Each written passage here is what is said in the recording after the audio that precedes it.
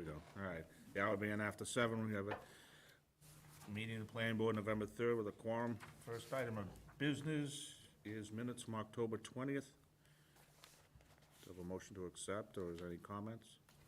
Motion to accept. Okay, I have a motion. Do I have a second? Second. Second, all those in favor? Aye. Aye, opposed, abstained. Okay. Got about 2 minutes per that, unfortunately. Let's see. For the business, we have to endorse some plans, Kate? All right, give us the easy one, I guess. There is one, they're both the same. So that This is Dunkin'. Dunks? Just need a motion to endorse. All right. So he's all set, Kyle? Yes. All right, I'll make a motion to endorse site plan for Dunkin' Donuts. Second. I have a second from Phil. All those in favor? Aye. Opposed, abstained? Everybody gets one. It's a new fiscal year. We all got pens. I'll go this way. Oh, it's gonna, yeah, well, fiscal year starts in July. It's been a new fiscal year for 4 months.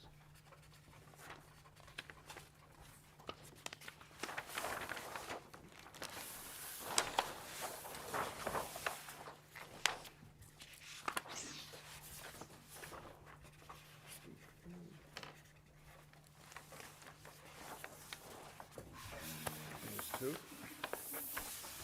Around the world. We have to go that way, yeah. Oh. The service. Oh, 3 people signed it already? Just looking at your remove stamp. Yeah, that's fine.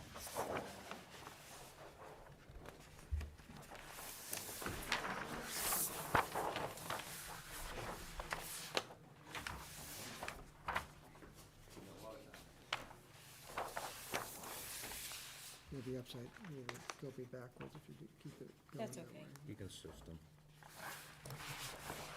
Some donut boys and girls. Two.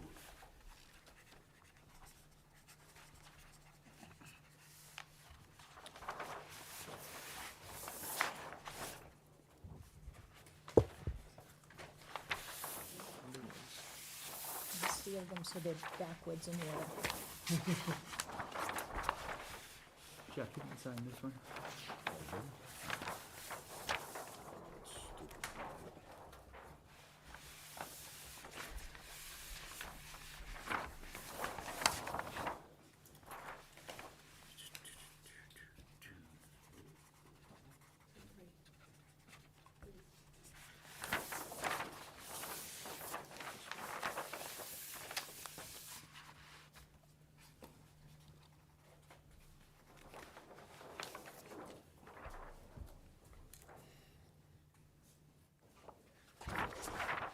Retail pages 2.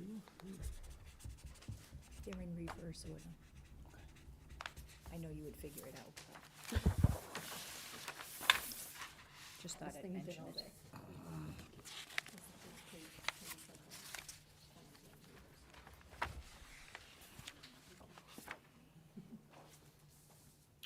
All right, we all set?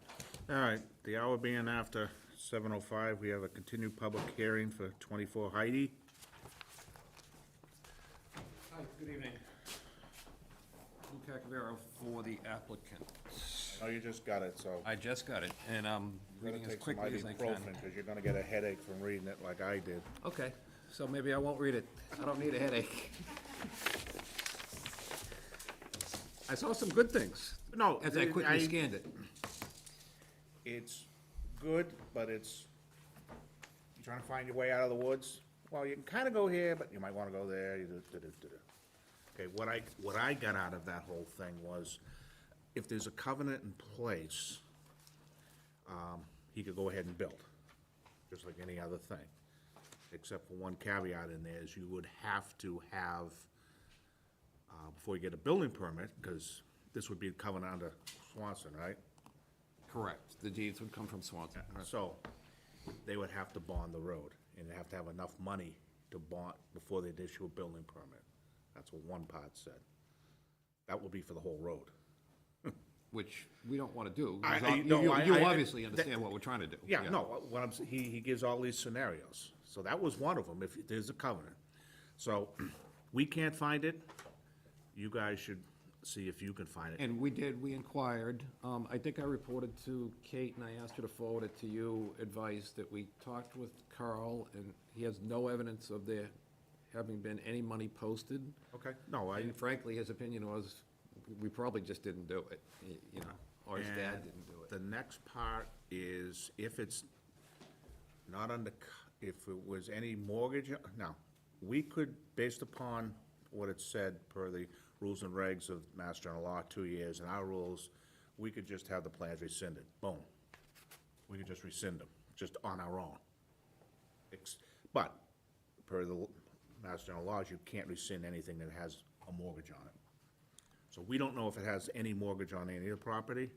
So the lots we want to buy in the street, No, but the whole thing, that's what they're saying, because you're gonna modify a subdivision, so you'd have to get something from Kyle that says there's no mortgage on any of the property. or I could give you a letter saying I've done a title search and there's no mortgage. Yeah, that's what he's kinda looking for, that there is no outstanding, they don't let the planning boards just, as you know, rescind a subdivision when a bank's got money in a lot, I understand completely.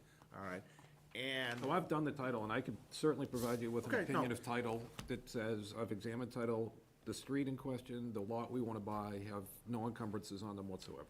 and what I get out of it, and you can read it if you see something different, the way I'm kinda interpreting it is, you can do what you wanna do, and if there's no covenant, you're free and clear to do a modification to the subdivision. And if by doing it, you don't even have to change your plan, at least what I see, but the land that Kyle owns back there just kinda disappears and becomes one huge lot. Does that, And that's fine with us, because I think we all know that that land's burdened with a lot of Yeah. wetland, and it's probably not buildable, and nobody cares about it, all so right, that's so, fine. so it would be up to, well, the applicant, which is your client, and Kyle would be together, which you already, you just, we wouldn't have to rescind it, you're just doing a modification of a subdivision. And that's what we have in front of you. Okay, that's what he said, but there's those other steps that you would have to come back and says there's no covenant and that there's no mortgage. All right, so you need an opinion of title from me that there's no mortgage or other monetary encumbrances.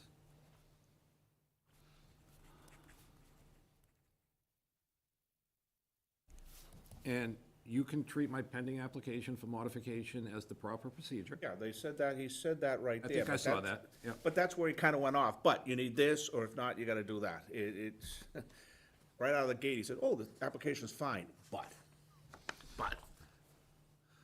And what was the other thing you would need from us to proceed forward legally, procedurally? Well, you'd have to tell us there's no, it wasn't under covenant, and that there's no mortgages on the property.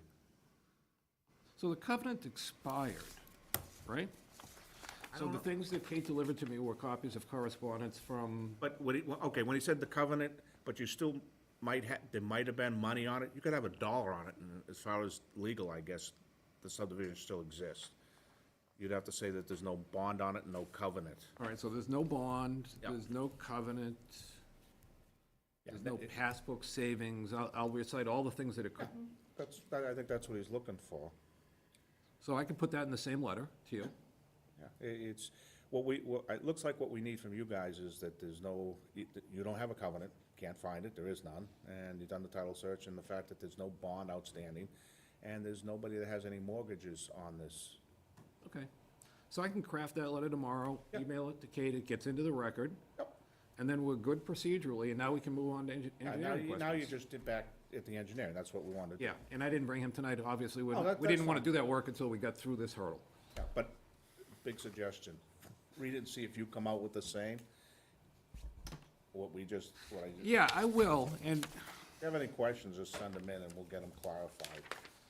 yeah, so if I have trouble with this when I read it, Yeah, I'll, and it can become part of the record for sure, I'll just send an email and we can get it in your hands, and, what would have been nice is, and I know you guys aren't trained to do it like engineering like this. I wanted, if it's, there's no covenant this or this, you do this, this, this. If it's this, you do this, this, this, and if it's this, this, this. No, I had a, So he did it in a circuitous way, I guess, is what happened. yeah, that's another word I never heard before. That means roundabout. Roundabout. Yeah, I kind of figured, yeah. De minimis is one I've heard many times. I like the minimus, I like Latin. Yeah, or, what was the other one? Where you guys make a mistake? We don't make mistakes. Scrivener's, no, no, yeah, no, you're- yeah. Scrivener's, yeah. Scrivener, I love it, mistaken. We don't Scrivener's. make Oh, mistakes. that's, Scrivener's. The Scrivener's error. Yes. Town council was asking for a title search, not just a letter from the attorney, right? Well, I mean, Saying I that can the- certainly, I mean, it's Done the big. title, that's what he's gonna have to, that's why I'm telling him to go through what he's gotta do. I think I he's, mean, if you really want it, I'll gladly PDF it to you. It's, you I know, think you've already done it, right? yeah, I've already done the title. Do Okay, Okay, I just, you want it for your record? yeah, Okay. that way, just give us a copy, if you ever have any questions. So I'll supply a copy electronically as an attachment to my letter. Yep, I hope you can read my writing, because I did it personally, and I scribble sometimes. But it's here, and I'll typewrite, obviously, my opinion that there are no mortgages of record, no monetary encumbrances of record. yep. As to the street and the lots that we want to buy, I didn't do title to the rest of it, because we don't want it, we're not going to buy it, I don't think. Well, the title would have been on the whole thing anyway, right? Well, the way you do titles is if you're focused in on what you're gonna buy, that's what you do a title to. So I didn't do title to all the surrounding lots, because I don't care about them. Well, wouldn't that be up to Kyle to give you a clear title? But we're not buying other things. Yeah, he's, Yeah, but you're taking it out of his, so. Oh, wait a minute, no, he did, this is why you gotta read it. It's almost like if there's no covenant, there's no bond, all we're gonna do is modify it, and that's it. Okay. But please read it, I will. because I think we all kinda like, Would all like to move on from the legal stuff and get to the Yeah. engineering, which is more important to you. what we've been saying all along, is we're not here to stop. There's a way to do it. Which slot do we go? Okay, And the worst thing is, you wouldn't wanna be challenged because we all went to the wrong slot. okay, I appreciate that, and thank you. Okay. So with that said, I'll get my material to you as soon as possible. Yep. I then need to get Alan to give the engineer permission to draw, and he needs some time to do that. Yeah, he's And then gotta you draw need us it a in real your plan. hands a 2 certain weeks- number of 2 days. weeks, so- right. Now, the board have any questions, comments on this, what you've read?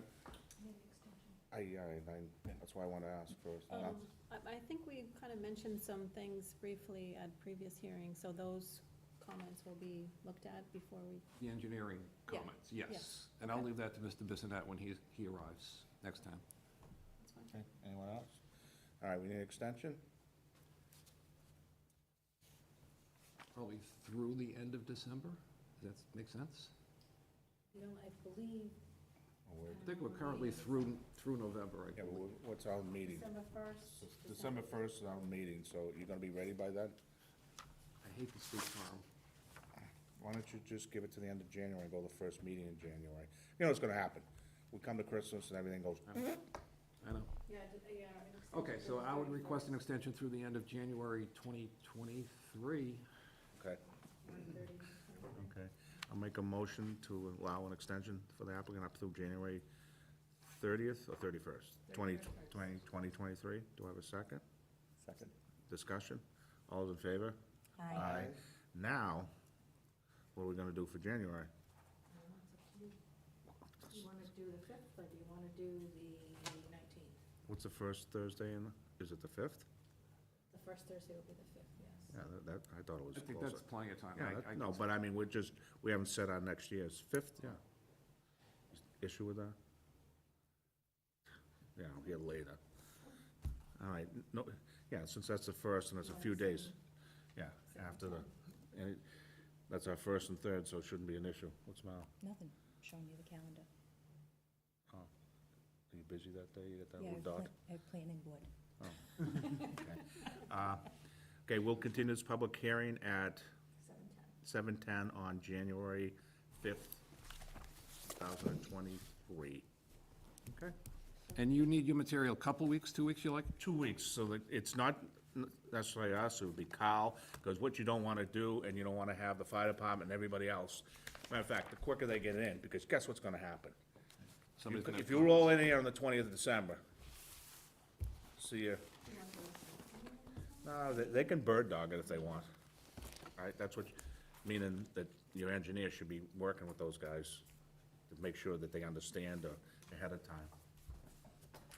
And he And- has fair and my Kyle. work to do, because he has to prepare a plan that's in full compliance Yep. with your rules.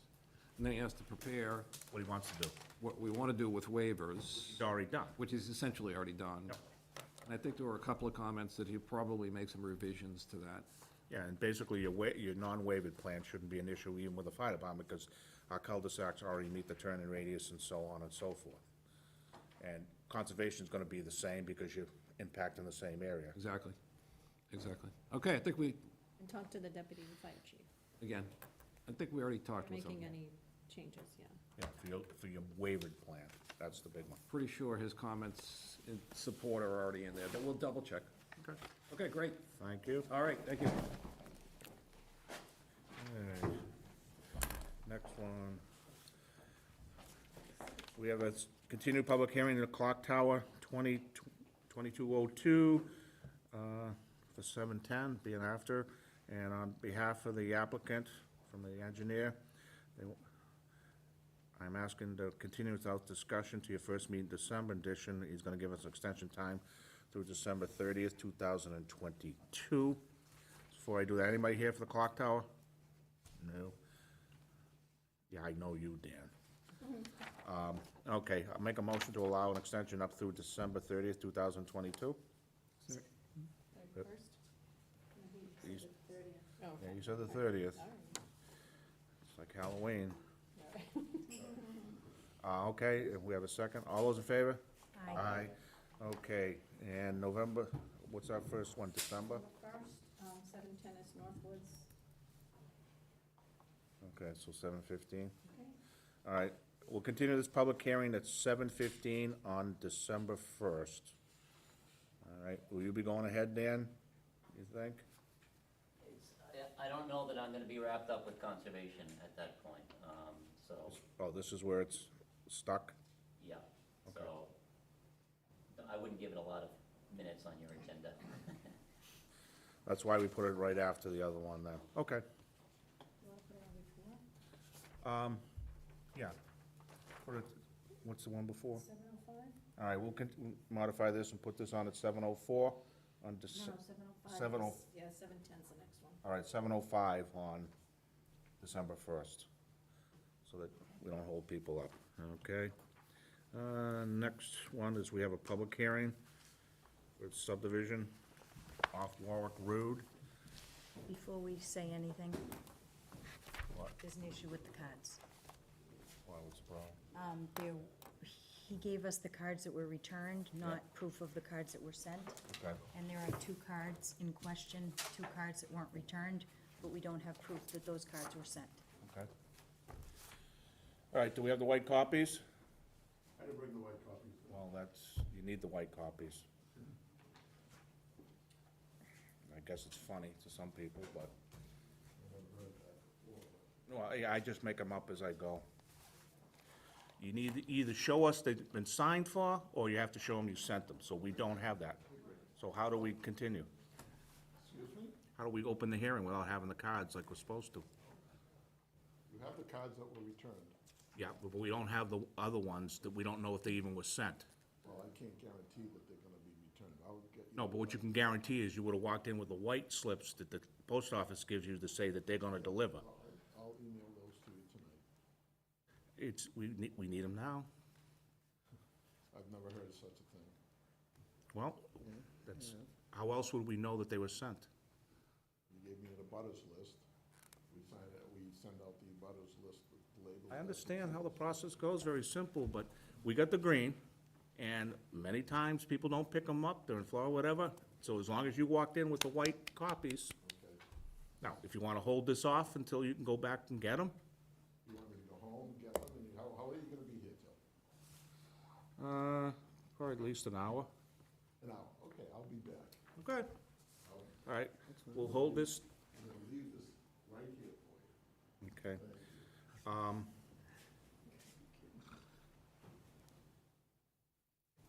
assume that all you people here for Warwick? Do you know what happened? All right. We haven't opened, but I'll explain it anyway. You're supposed to get notified, the green card, as we call it, certified mail. I'm sure most of you got it, you wouldn't be here. Just notify you that the hearing's tonight. That's Mass General Law. He's supposed to give us all the cards that show that they've been, that you guys got them and signed for them. But the law, because sometimes if you were on vacation, someone's in Florida, they don't get the green cards, or they just don't want to go to, people just don't want to sign for them.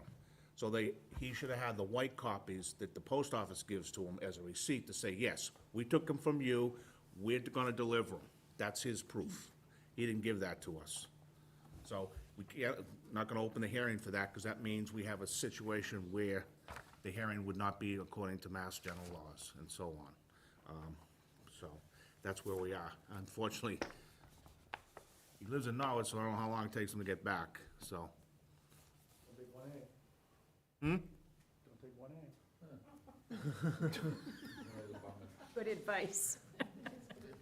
So, anyway, unfortunately, you guys might have to sit, unless you have any questions on the process or how this goes. I can, no? 'Cause I got, We'll just give us an outline. Sure, what's the outline of, this is the first hearing? yes. Yeah, once we open it and we have the cards, we'll read the, what's going on, and then we'll jump to, he'll give us an overview of what he's going to do, and then there'll be comments from all the town boards that say, you know, you need to do this, this, this, or whatever. Then we'll ask questions, then we open up the audience at the end. Typically, these hearings will not go the first night unless everything's perfect. The way we're starting out here, we're not going perfect. So the chances are it'll probably be continued for another night. The problem tonight, which we will find that we have an applicant who, I'll say it anyway, because he'll probably send me to the Ethics Commission again, is he's not an engineer. His engineer's not here. So it'll be no different than me or you representing yourself for an engineering plan that he has no expertise in because he didn't do it. So that's gonna be an issue too.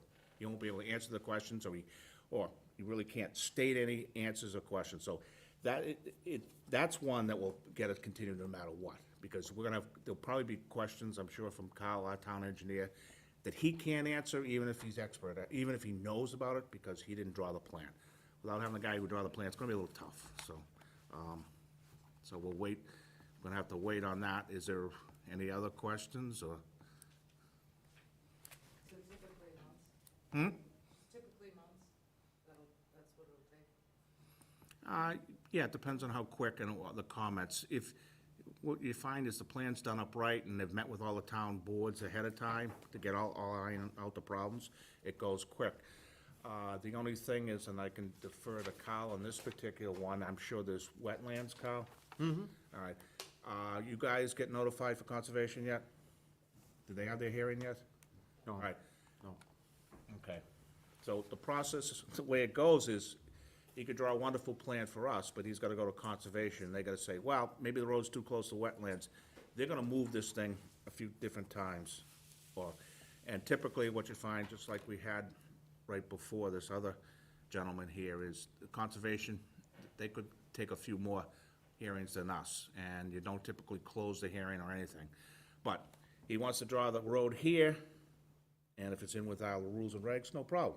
But if conservation says it's too close to the wetlands, you'll have to move the road over, resubmit the plans to us. A lot of this goes back and forth, and we typically run concurrent, and then what happens is, most of the applicants, all of them wait till after conservation's done, he gets his approval, makes any minor adjustments that they would have on the plan, and then they come back to us for the final kickoff if everything's according to plan, like it's supposed to be. So, it's not necessary, if you miss it tonight, it doesn't mean you're gonna miss it in the future. But if you guys wanna wait an hour, Jack, before you do that, can you sign this? Yeah. agreement once every clear? who's there? I'm here for now. No, he's here for the next one. Oh, all right, then never mind. Oh, he's here all night. He's here all. Okay, so, Sorry.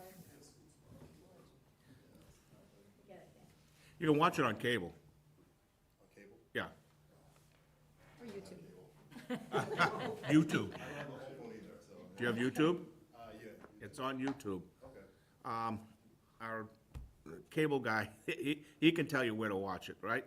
All right, I'll check it with them. Yeah, actually, YouTube's a better, than, Leisure. yeah, you can, well, but you can Is it watch listed it here for an live hour? tonight. I believe it will be I on. think so, yeah. Should be on right now. Okay, thank you so much. Yep. Good night. Okay, all right. We'll keep that on hold. Okay, with the hour being after 7:20, we have 931 Main Street site plan approval, and we have a request for public hearing November 3rd at 7:20, main meeting room, site plan application from 931 Main Street Realty Trust, 7 West Street, Walpole, case 2204, with respect to property located 931 Main Street, shown assessors map 25, parcel 168, zoning district CBD. The applicant is seeking site plan review under section 13 to allow a redevelopment of a site to reconstruct a new mixed-use building with first floor commercial and 2 upper residential stories, along with appurtenances and driveways, et cetera.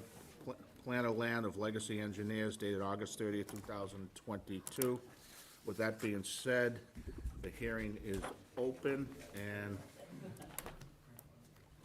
I don't like this close. We're both here. Good evening, Mr. Chairman. Phil Mack. Age with him? We could, but All right. You gonna stand, or you gonna sit there? whichever you would prefer. I don't know how the cameras go. Phil, Literally, I will do don't either, whatever is so. best for the board. I just- Normally, I've sat here when it's been conservation. Seems to work, Okay, but as long, I was thinking the cameras, but go ahead. I assume they got enough in here. we good? Okay, he'd yell at us if we weren't. Yeah, we got one from San Francisco. All right, again, good evening, Mr. Chairman, board members. Phil Mackey, Mackey and Mackey, 1256 Washington Street, Norwood, Massachusetts, is counsel for and on behalf of the applicant. With me is Dan Merrickin from Legacy Engineering. I have Donnell and Jake Murphy as the owners and applicants. And back in the, way back, I believe we have Jay Lee also from my office. And our architect, Kevin Oh. Eugen. I am so sorry. So we have all the bases covered. Wouldn't be a hearing if I didn't give you a book of some sort. So I have prepared a memorandum that goes through the site plan criteria. And with your permission, Mr. Chairman, rather than read the entire thing, I'd like to just hit the highlights and kind of discuss the project. I assume that would be okay. I'm used to the old Mackey way of doing things. I know you Remember how can. my dad did this. Lou would definitely have time to probably republish the paper and get his whole notice in before my dad was done. And he's home now, so probably has seen that. I'm gonna hear about it in the morning. So again, to go over the subject property, it's the old Santander Bank, and I'm not gonna spend a lot of time describing the neighborhood, as I'm sure everyone in here has driven by it 1,000 times, probably inside of the last year alone. But it was a Santander Bank. Before that was, long time before that was a gas station. Santander chose to leave. It was not our choice. And so we are left with an empty bank and a drive-through. And therefore, Mr. Murphy looked at this, and we're trying to figure out highest, best use, most attractive for one of the preeminent corners of the downtown. And we have arrived at basically the project before you. The proposal is to demolish the bank in its entirety and basically move the commercial space up to the front, so it's actually right on Main Street, as has been encouraged throughout the CBD, with parking in back. And then to basically put the second and third floors both on top of the building, but support them with stilts. And I have an engineer and an architect who can probably say that far more elegantly than I just did. But basically, we would have parking underneath the back portion of the building, and that gets us to 17 spots. We provided a zoning table here for your consideration, and we submit that we meet all the criteria with the exception of parking as things stand right now. And basically, we were asking for 9 apartment units. And just to back up, we have made sure that we have 3.5 times the commercial space for residential use, so we comply completely with the dimensions. To do that, we have 1 commercial unit on the 2nd floor, and we have 9 apartments. And we are currently in front of the zoning board. We had our first hearing last night for a reduction in parking. We have left the number somewhat ambiguous, as we know we have to go through this process, and in discussions with Carl and whatnot as we go forward, things may change, and we want to leave that open until we're a little bit more concrete in the parking design with this board. So that said, assuming that we would get the special permit, we would be totally in compliance with the bylaw. And I would note that regardless of whether we get the special permit or not, the building doesn't change. This is a central business district. Being a little bit hyperbolic, you could theoretically build a 52-foot building right here with no parking whatsoever, and it's allowed. So we're really just talking about the configuration of the top 2 floors of this building. If we didn't get the special permit, we would have 8 units, and we would comply. We hope that's not the case, as I'm sure you're all aware, office space on 2nd floors is not popular whatsoever in town. And we would submit that that's probably not the best use of space in our downtown right now. So that said, on to the guidelines. The first criteria basically talks about consistency with design, character of surrounding area, limited to height, mass setbacks, and traditional building materials.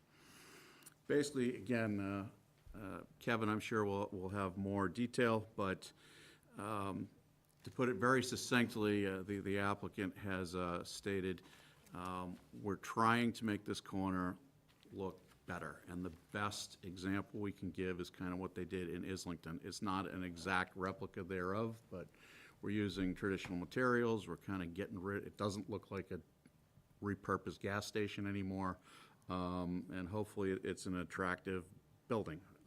It is surrounded, as you know, by Conrad's on one side. You got the CVS Plaza behind it. You got the somewhat dilapidated TT's building or directly across the street. And so we would submit that not only is this in character, but this is hopefully the first of several upgrades if some other landowners follow suit.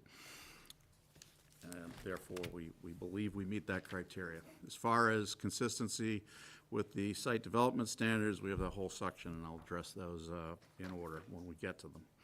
So section 13.9A3 talks about consistency with sign design guidelines, landscaping, buffering requirements. And we would submit that Dan and Kevin both have designed this to comply with all of the requirements of the Central Business District.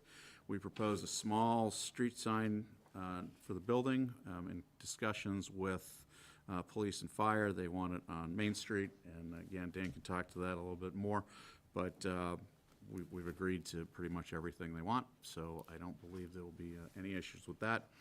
And we're looking at basically a sided building, so that's absolutely in character with basically a New England town, which is what we are. As far as the fourth consideration, talks about consistency with open space, recreation plan, and master plan. And respectfully, this site really doesn't fall under any of the considerations other than just for the general Central Business District. And as I've mentioned, we believe this is completely in character. It provides a mixed use. It has a retail, it has a commercial component, could be office, could be retail. We don't really know at this point. It provides hopefully 9 small apartments.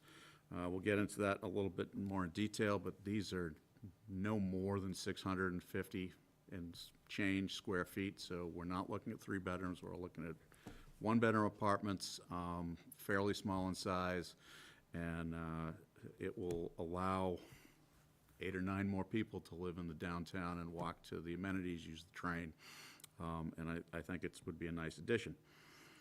As far as the next criteria, it talks about enhancing existing site features of natural and man-made. Again, we're all familiar with this. There is not a single natural feature that needs to be preserved, with the exception of the fact that the river does run underneath it. But that is, one, subsurface, and two, not in our jurisdiction whatsoever. I believe it's the Army Corps, but I'm not entirely sure. But I know it's not the Walpole anything. And it also talks about stormwater management, and we would submit that we have designed, or I shouldn't say we, Dan has designed a stormwater management system that complies with all the DEP standards. Next criteria talks about protection of the adjoining premises against detrimental uses by surface water drainage, light barriers, preservation of light, air, noise, etc. Again, we would submit that the stormwater management design as designed and reviewed by the town meets all of those criteria. If you look at the photometric plan, there's no significant overspill, and there is actually light in the street. There's also a street pole right in front of us, so that has absolutely nothing to do with this building. And there's no detrimental really impact whatsoever.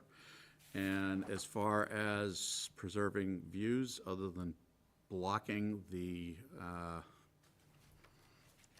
won't say unsightly, but certainly not finished rear of the building that used to hold J&A Cleaners, nothing is being blocked. So, and again, it will present a more aesthetically pleasing aspect from the street looking towards the corner. As far as convenience and safety of vehicular and pedestrian movement and driveway openings, we would submit that there is no traffic increase associated with this project whatsoever. Dan did some of the basic ITE calculations, and depending on the use of the commercial space, if it's an office, the estimated trips are 93. If it's retail, it's 153, versus the ITE for a bank with a drive-through of 374. So, worst case, we are half better than we were in the previous condition. Best case, we're at about a quarter. Those are clearly round numbers, but that's the story basically is there's significantly less impact for traffic based on the proposal in front of you than what was there before Santander left. As far as the site distances, Dan can go over those in more detail, but we have 400 to 500 feet in each direction, and we are well within the AAS HTO standards as required by the bylaw. For Section 8, we talk about adequate parking and loading spaces and the ability of the site plan to accommodate parking in areas other than the front of the building. I'd submit, if you look at the plan as submitted, there is some parking that's visible from the street, but we're actually putting a considerable amount of it underneath the building and buffered from the street. So this is one of the few places in the center of town where we can actually meet the letter of the law and not just the intent. We submit that 17 spaces is sufficient for this use. We've discussed this with the zoning board last night, and if they see fit to allow the parking reduction, basically the condition of approval would be for whatever number of units are allowed by way of the parking reduction, we would limit them by lease to one car.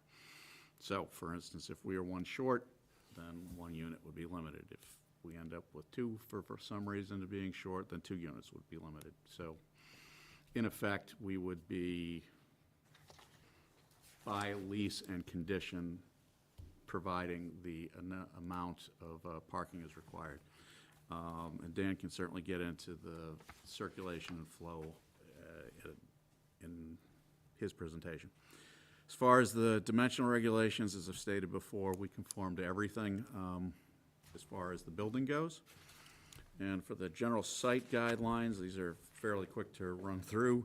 It talks about conserving wetlands or national features, and we would submit there are no wetlands and there are no natural features above ground that are impacted by this project. It talks about slopes exceeding 15%, This is one of the few sites I've worked on recently that is absolutely flat, so we don't have to worry about that. Talks about structures, fence, lighting, et cetera, and we submit that the traffic flow as modified by this proposal is actually superior to what is there now. It's a little bit, or was a little bit of a free-for-all when the bank was still functioning, especially with the drive-through.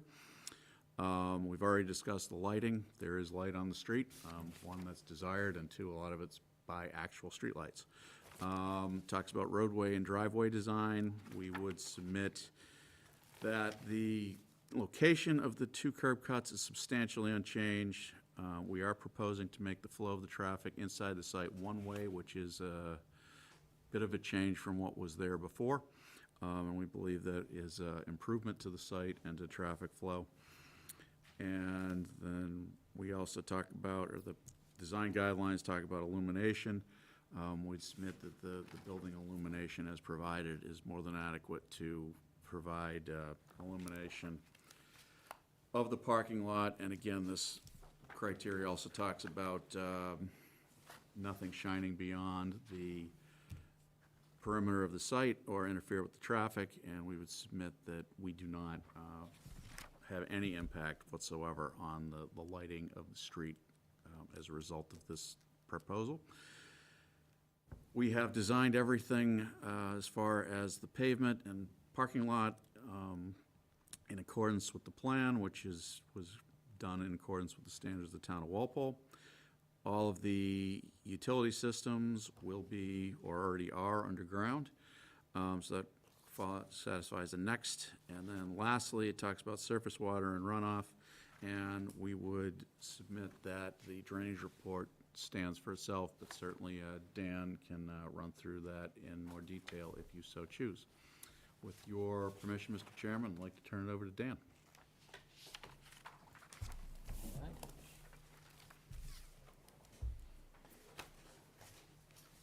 I think everybody knows the site. Intersection of East and Main, bank here with a drive-through here, traffic circulation presently through an existing curb cut here. There's parking spaces here and here, and some over here. And basically vehicles enter from east and then egress out onto Main through existing curb cuts here and there. We're proposing to demolish everything on the site. The site's about 1/4 of an acre or so. And what we are proposing to build, and Kevin Uniac is here and can answer any questions you might have about the architecture of the building, but a 3-story building with a commercial space on the first floor in front, right along the street. And then above that, stepped back from the street, would be 2 floors, most of which is comprised of 1-bedroom apartments, 9 1-bedroom apartments. And then there would be a small balcony area here. And then behind the commercial space would be a podium-style building with parking underneath. And we worked with the fire department on this, the layout of this, and you'll see in their comment memo that we made some adjustments to reflect their comments that were received during the department head meeting. What we're proposing to do is to maintain the same existing pattern of flow, come in off of East, through the site, underneath the building, and then circulate out through the existing curb cuts. Angled parking, 60-degree parking, in accordance with your regulations. The only thing that's different is that the central aisle is wider than is otherwise required. It's widened to 20 feet per the fire department, so that it would be considered their fire lane and their fire access. So that's 20 feet through here. And then we have angled on the left side, 2 angled with 1 handicap on the right side, and then 3 parallel spaces, which gives us a total of 17 parking spaces. As Phil mentioned, the bylaw doesn't require any parking for the commercial component and 2 for the residential component per unit. Utilities, pretty straightforward. There's existing sewer manhole out here we're gonna connect to. We're gonna bring in new water services, fire and domestic. For drainage, there's none presently. So what we're gonna do is we're gonna add some catch basins, treatment units, basically at the entrances. Everything's pitched in that direction. They will provide treatment, and then there'll be an underground system installed for each one that basically provides the required recharge and treatment volume under the current stormwater management standards. So we're basically taking a site that has nothing on it with stormwater management, and we're bringing it into compliance with current standards. As far as lighting is concerned, as Phil mentioned, there's an existing street light here and at the intersection here. We are proposing wall packs. These are, these are low-intensity wall packs, so on this, basically on the three facades of the building. And that just provides some illumination in addition to the street lighting that's out there for the parking areas and the areas around the buildings and for the entrances. We are having some illumination out into the street. The street's already illuminated, and we think it's important to have lighting across the front of the building, just to make sure it's safe. So that's it for the site design. If you have any questions about architecture, Kevin can speak to that if you want, or we can just go right into questions. We'll do comments. All right, from Deputy Chief Paul Barry, when did he date this? Never find it, oh, there it is, November 2nd. The first item is the swept pass analysis indicates the site will be able to provide the access and egress as required, and vertical clearance minimum 13.6. No parking and no standing markings will need to be posted and painted on the egress road between 905 and 923 and 931 Main.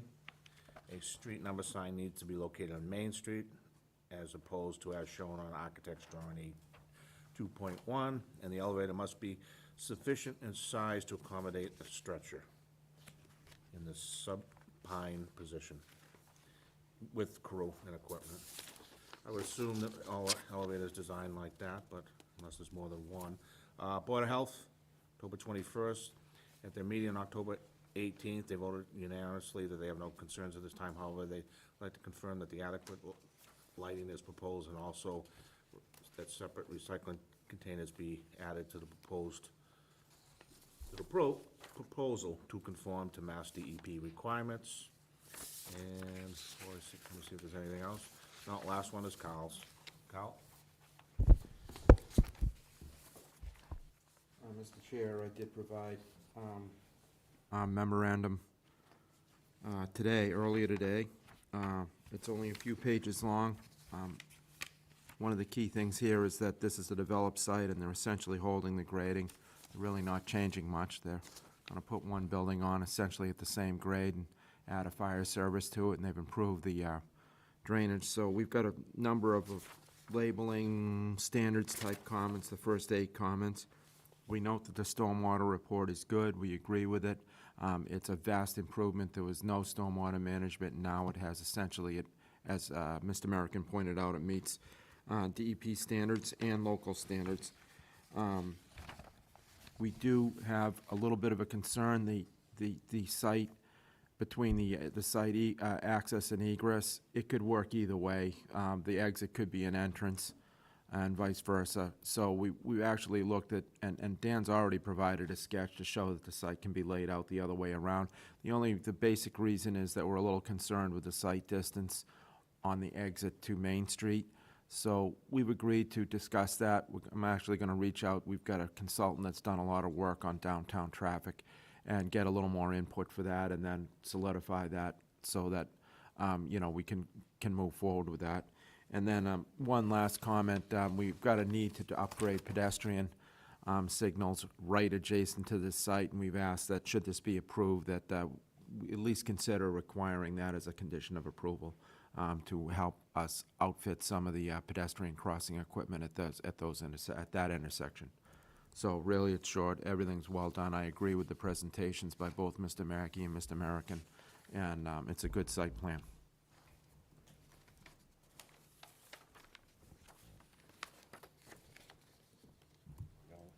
Done typing in good?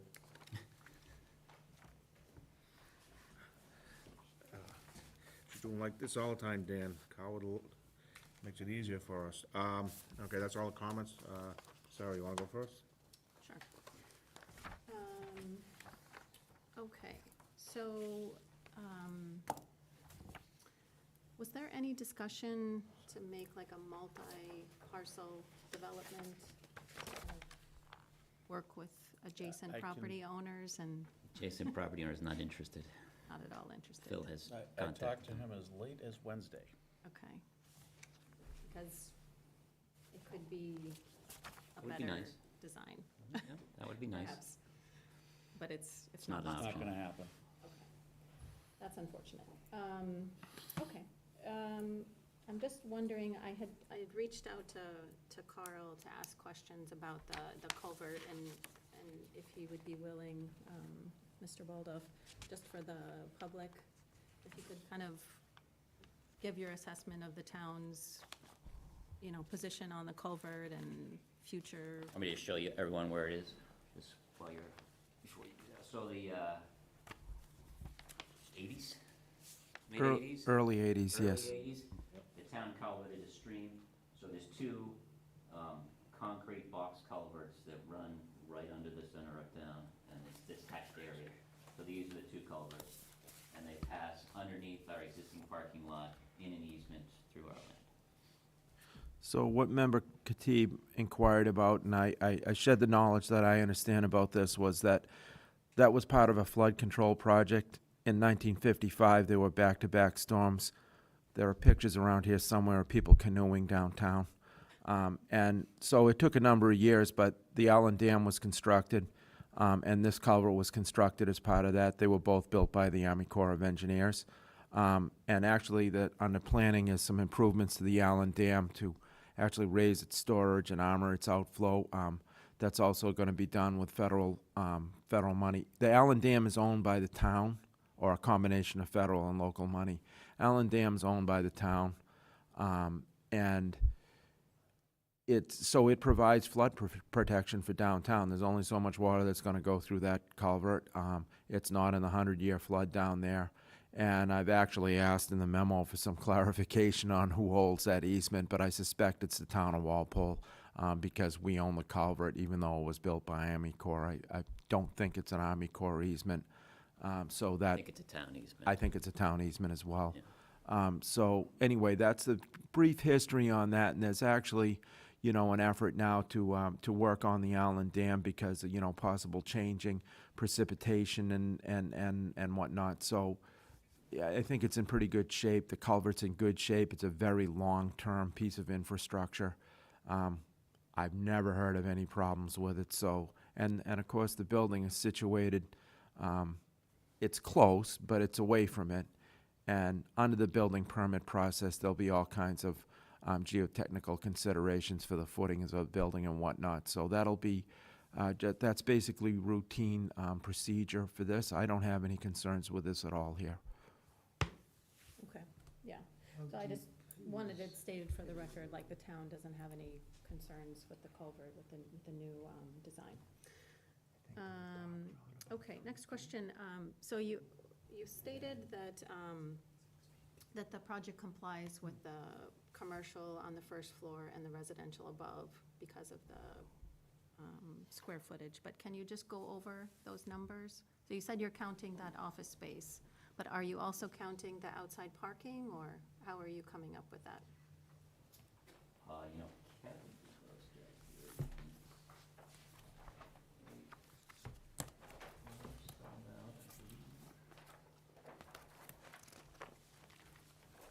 So the architect came up with these calculations that he could speak to it, or we could maybe provide you with a letter just clarifying that.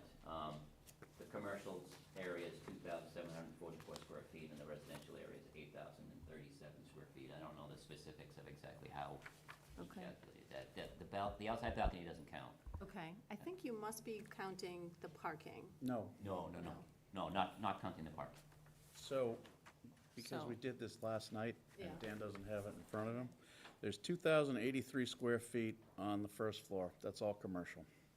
The second floor has one commercial space of 661 square feet, and that gets us to the number that he just gave you, because I'm not doing math at this point in my head. Okay. And then there's 4 one-bedroom apartments that range in size between 524 and 661 square feet on the second floor, and 5 apartments that range between 585 and 652. And when you add them all up, the commercial is, I guess go the other way around, the residential is 3.5 times the commercial. Okay.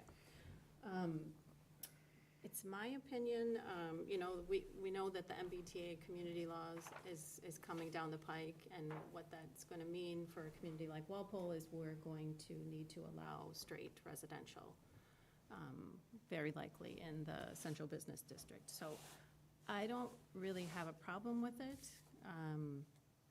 So I would even be in favor of taking away that second floor commercial, if you could provide more housing, if maybe you could do like a 2-bedroom affordable, or, I don't think we can do that. It would violate zoning. We have to comply with the 3.5. yeah. But it's coming down the pike, so We could revisit it You once could- the zoning changes. you could. But right now, I can't get a variance for that. Well, I Yeah. could ask, but. And if the zoning changes, that might change to a residential unit up there. Yeah, so I just wanted to, you know, put it out there, and I think it's coming, and I think it's good. I think we need more residential units, so that would be great. It would be great to have affordable also. My next question is about the movement through the site, and I had also kind of thought about switching the direction and wanted to know if you had looked at that. I think either way, it's difficult, but, you know, coming out of that exit, you know, and trying to go onto Main Street 1A is a little bit difficult.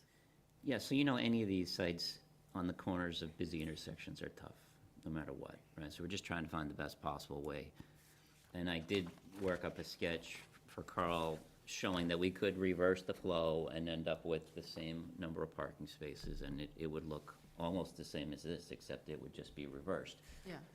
But there are cons to that. Yeah. There are pros and cons to both. Yeah. So, our thought is that Carl and I will get together and hash it out and see what collectively we think is the best option, and then we'll come back to you and see if you agree. Okay, yeah, That's the thought. yeah. I mean, it's tight either way. It's just East Street is maybe slightly less busy. I would've thought it was- Well, yeah, it's a question of, you know, it's easier to get in from East Street than it will be to get in from Main Street. Yeah, It's gonna be easier to get out of maybe easier to get out of East Street than it will be to get out of Main Street. So, but, you know, it's kind of like Yeah. it's a reverse situation. You gotta pick one. yeah, I agree. It's tough either way, but it's good, and especially if the town already has a consultant right now that's looking at downtown parking, they can provide some insight into that. Yep. Okay, and the next one is that parking space that's right next to East Street.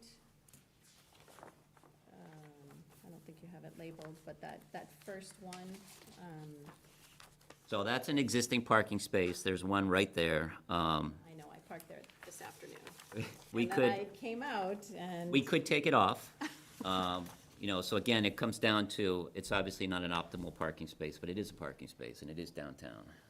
So, you know, we certainly could take it off the plan, if that's the board's preference, or we could leave it as, you know, not an optimal parking space, but an extra space someone can park in the downtown area. Yeah. Either way is fine by me. And on that, I'll just note that Pat DeShanes had offered to this board some changes to our parking, which would reduce the residential requirements in the central business district. What he proposed, obviously, we didn't talk about it, it hasn't gone to town meeting, like, it's not in existence right now, but what he proposed is for the 1-bedrooms to have at least 1 unit. And so that would significantly reduce your amount. Of required parking. Of required parking, right. You Yeah. could obviously provide more. I'm in favor of that. I think that's, you know, a better design, so I know that's for the ZBA to debate, but I just wanted to mention that. But that parking space. So we is a would little want to bit- know the board's view of that parking space, because if it comes off, that impacts the zoning board's decision. right? It'll be 16 instead of 17. So, you know, my view is I think I'd rather just have the extra space there, but it's obviously, it's not an optimal space. So if the board collectively thinks it should go, then we'll take it off and we'll go back to the zoning board with only 16. We, for what it's worth, we specifically continued last night, and we told them pending your input on this exact issue, so. Yeah. Were they open to lowering the number of required parking spaces? It's the zoning board. I don't know what they're willing to do until they vote. Open I'm to certainly anything. not gonna speak for that board. I mean, I think they, you know, what we talked to them, and they've done this in the downtown before, which is for one-bedroom units, if the lease restricts, you know, if we're one short on our parking count, one of the units will have a lease restriction that says you can only have one car. And if we're two short, two of the units will have a lease restriction that says you can only have one car. That's something that they've done before. That's probably the way it works out here, if Right. if they approve the special permit. Yeah, yeah, so definitely other residential projects downtown have sought and been given parking relief. Yes. So it's perfectly reasonable, in my opinion. Okay, just a comment, to make sure you protect the columns that you have, like, right in the middle of the parking. Make sure that that's, They will be bollarded, okay, if that's a word. I'm not sure that it is. okay. And you have the space to appropriately protect. Yeah, I mean, the columns haven't been designed yet, obviously, but yeah, we have enough room that we can put spaces between those parking areas, just to make sure that we've done a bollard in front, make sure that nobody would hit a column. Okay, okay, good. All right, and is there a designated space, or have you thought about a space for like a delivery vehicle? There is no designated space. I mean, there's room over here. This is gonna be like a little trash enclosure. We're not gonna have full-fledged dumpsters. We're gonna have like little rollouts. Okay, But there's room over here where a delivery vehicle could pull over there and stop and make a delivery. And, you know, if nobody's in the parallel spaces, that's where they'll go. You know, they'll slide right in there and make their delivery. have you found on other projects it's okay to like not label it and just hope they find it, or Oh, they find it. better to label like, 5-minute delivery parking or something? Yeah, I can label that area that we're talking about.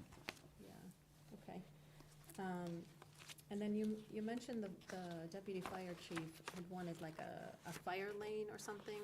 But he wanted to treat the parking aisle. So your bylaw for 60-degree parking only requires an aisle width of 16, I 16 think it feet. is. So a fire lane per fire code has to be 20. So he asked us to widen that by 4 feet to the 20. So not labeled on the pavement at all, just? No, just so that, the main driveway through is a fire lane under the fire code. I see, okay. Okay.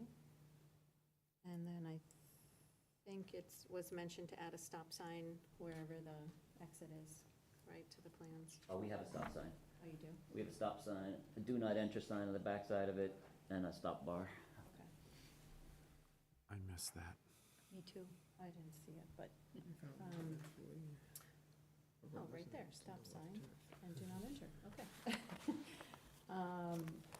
And then this is pretty standard, but we'd probably want a special condition for snow removal if it were to exceed. Yep, it will exceed, so yes. Okay.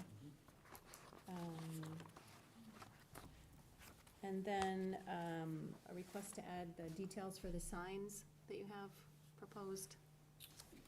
Sure, I mean, the architectural plans show. Yeah, but detail on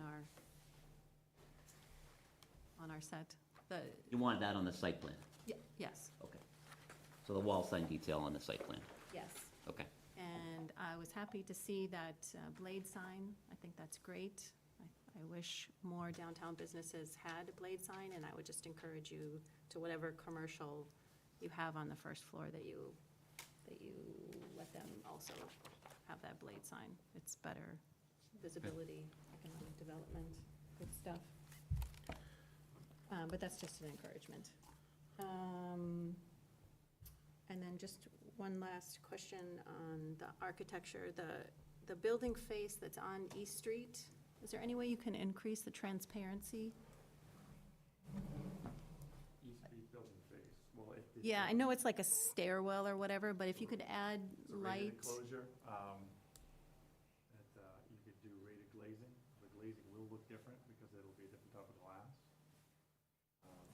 That would be the way to do it. I'm not sure, it's gonna be one of these things that doesn't look like the other. It'll be Yeah. a different type of glass. Somebody might ask for what reason. It's just because it's first floor commercial, and so, you know, it's good to have a high percentage of transparency, like, you know, make it inviting, That wall, people will wanna see go the side there. of the stair as it goes up. Yeah, So the glass would expose that. I mean, if it's possible, I think it will, I mean, the would it- other side is would a very landscape nice. feature, growing vine, something like that, that dresses that up, soften it up? Maybe, Because I think something, that that corner space, the void and the figured ground, is Yeah. really gonna be important to the town. uh-huh, And, it's not really done to the nines here, but, you know, that's gonna be a lovely space when it's done, hardscape and landscape. okay. And actually, I just had one other question. On the Main Street side, are there steps on the first floor? There are steps in the front, and so the way the grades work out, there's an entrance here with steps down to the sidewalk. And then over here, there'll be basically a walkway from the sidewalk, so no stairs. This will be the accessible route here. The accessible And route. there's a door, there's an entrance door here. to the Okay. space. Okay, and I just remembered another question. Can you label the interior sidewalk, the width of that? Sure.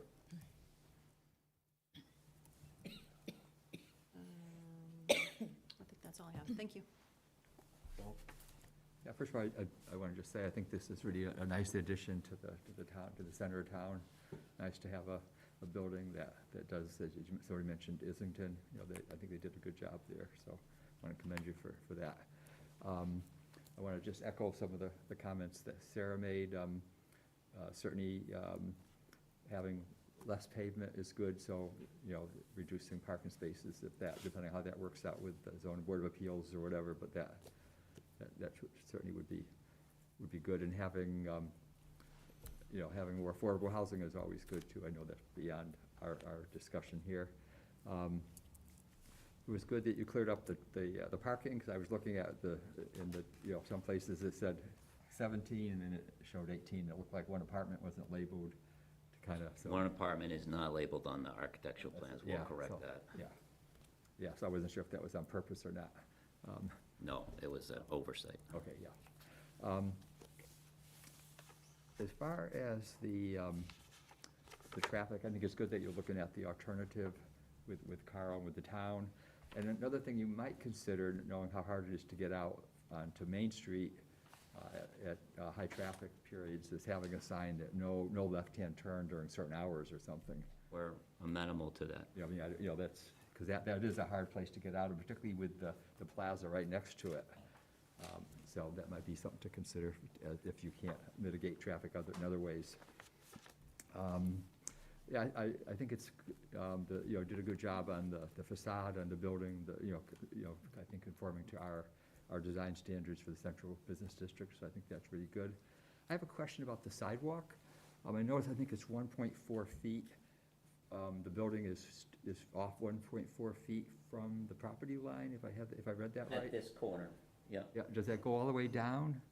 No, it widens up, so that's on the corner rounding. Yeah, So the sidewalk almost follows the property line. Some of this town sidewalk is in our site. But when you come around here, that 1.4 feet widens out to 5 or 6 feet. I was just gonna suggest, you know, anytime you can even make the sidewalks a little wider, even if it's on the, you know, the applicant's land, it's just good for, you know, walking downtown and makes things more open, so. We have that as green space. Yeah. I'm not opposed to making it hardscape, if that's what the planning board wants.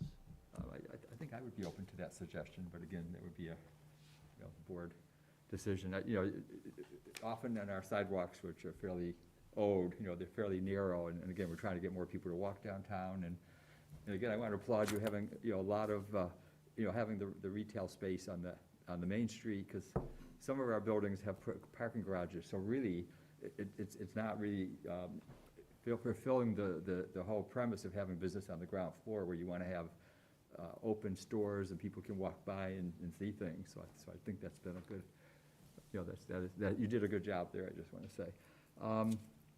So that's something to think about. And then on the fire, certainly, you know, it sounds like everything's under control with the deputy fire chief, and the snow removal, and obviously the bank handled that. It's the same alleyway there on the where you have now the exit, so. I think that was really all I had. I mean, I think I don't really have much more to add to what Sarah had, so. Kate, meeting? Jack just said I look mean, so. I think you guys came in very prepared. Thank you for that. I think it looks good. I just have some minor questions. As far as the traffic flow, so my 2 cents is, I like the way you have it. So do I. That's So why I did it. having, if we go back to Foxborough savings days and pulling in and out of there, I think if you come in the other way, you're almost certainly going to have to cross the lane when you exit onto East Street. Most people will be exiting, and when people are coming around that corner, I feel it's just looking for trouble. So I like the way you have it, possibly during certain hours, when you pull out, have a no left turn onto Main Street.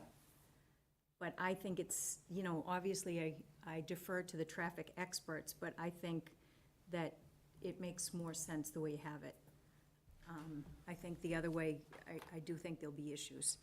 As far as signage, when you pull in and pull out, as it stands right now, do you just have them on the pavement? Markings, enter only? I don't have an enter-only sign on the entrance. I can certainly add that. I think once the parking entrance and exit get firmed up, you need to have We have a it do not enter clearly- on the exit Yeah. sign, Probably the same on the but on the entrance, yeah, we probably should add some enter only signage or, there. you know, something. And even from the interior, maybe a wrong way or something, I don't know. That should be addressed, though. And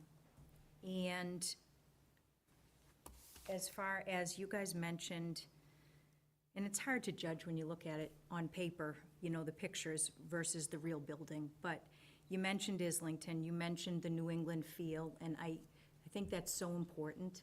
So anything you can do to enhance it, based on what you have, even more, if you put awnings up or something on the first floor, just to make it more that New England feel, that nice, you know, not modern look. So that's just my 2 cents, but other than that, I think everything looks good. What's that? Yep. Smile. John?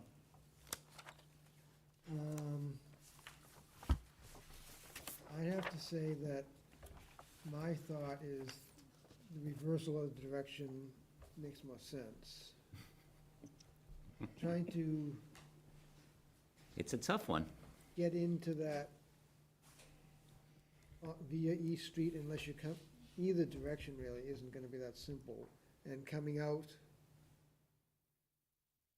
the chance of taking a left turn out of there, you're gonna have to have traffic going all the way back up to the other building, so you're never gonna be able to get a left turn out of there. Speaking of the roadway, it looks like the driveway is in someone else's land. An easement. It's on a right-of-way easement.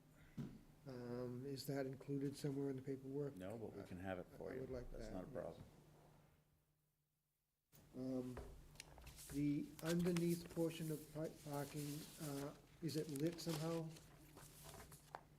I would assume there will be lighting under there. Absolutely, artificial lighting. Yes. Well, okay, because I didn't mention, I was curious, okay. Let's see. Lighting underneath, one-bedroom rentals. Once the direction is determined, I agree with Kate, you should identify which way in, which way out, yeah. Yeah, an entrance sign, Yeah. yeah. The deck in the front, that is off of common hallway, is that right? The entrance onto the front deck? Correct. Yep.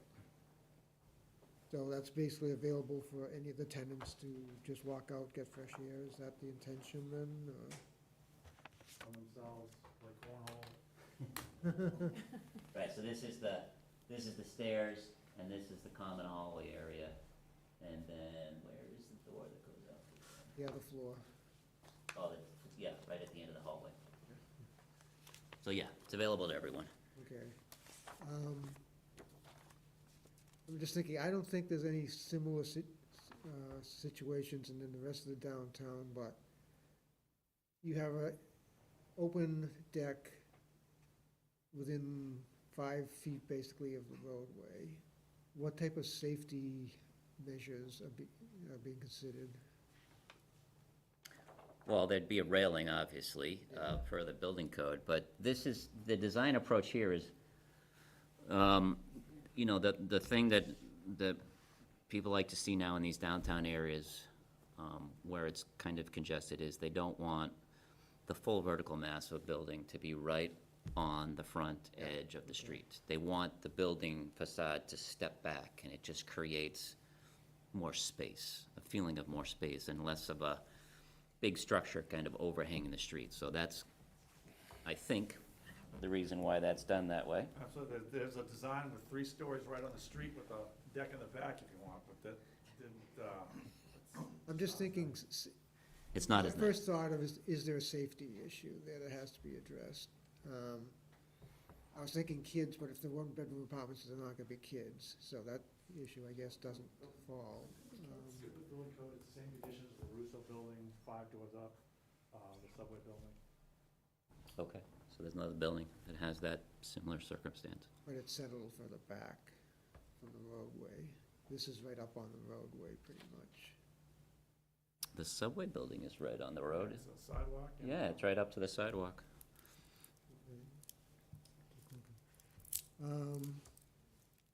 I'd like to see the calculations of how the commercial square footage has been arrived at. Sure. I gotta say, I'm not crazy about seeing some of that commercial footage on the second floor. That seems to go against the whole mixed-use purpose. 1 floor commercial, 2 floors that. If you're having to put commercial space into the second floor, you're kind of going against what the purpose of the bylaw was. Or is.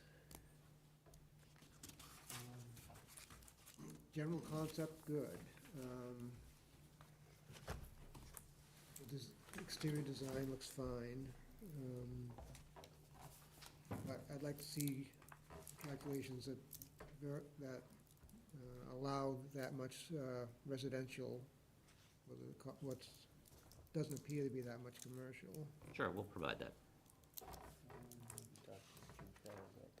I don't think it actually shows your frontage anywhere. I'm assuming it's not really an issue, but if it could be shown frontage on one of the plans, or did I miss it? So if you look at sheet C2, the way frontage is measured on a corner in Walpole, it's a projection of the The front tangents, lines yeah. around the rounding. So there's a line here that basically provides that math, and then the table above provides the total frontage. So the frontage is measured, you know, along the straight part, and then that continues out to an imaginary point where the two non-rounding lines come together. That's how we calculate frontage on a corner lot in Walpole. Okay, so there's no figure for this portion. It's obviously big enough, but yeah. Yeah, the required frontage is only 50 feet, so we have plenty. Yeah, he does, it's obviously there. It's just, One's there, I think this one maybe. well, that's the footage of the building, it looks like. So this plus this is frontage on this side there. It's the 46.99 plus the 55.86, gives you the frontage, 102 and change.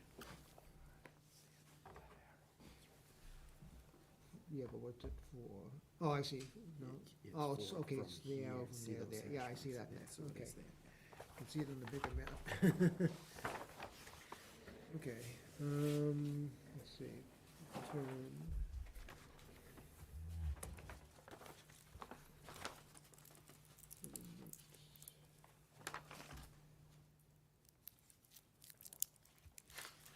How does the height of the building compare to the buildings around it? Well, Conrad's is fairly low.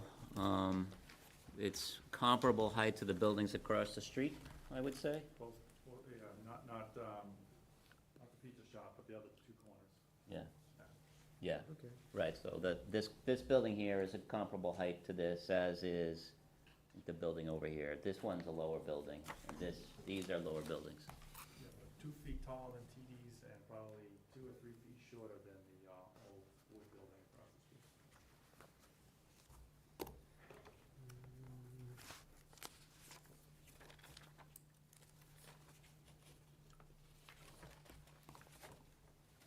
I had one more note somewhere. No, I guess those are my thoughts at this time. Thank you. Alright. I got a few. First, I think we should just get rid of Subway and TD's. Unless you've been here forever, nobody knows where they are. Okay? Unless we're known as former, okay?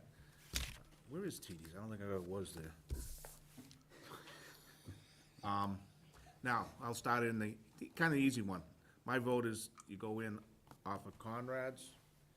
Reasons being is if you're coming up Main Street from Norfolk Way, or taking a right or taking a left on East, you're gonna take that left in there. And right now, when you go up to the little plaza, taking a left isn't too bad, and there isn't a lot of I don't think there is parking in front of Conrad's across the street. So you get that extra wide, so it allows people to take that turn without bogging up traffic. So you're saying leave it? No. You're saying reverse it? Reverse it for that. And the other thing is if you try to come down from, Norfolk, we'll say, from the center of town, to take that left, you're gonna have to do a little squiggle. And chances are, you're not gonna be able to make that turn because I believe the stop lines are more forward than you can even make that squiggle. You know what I mean? Here?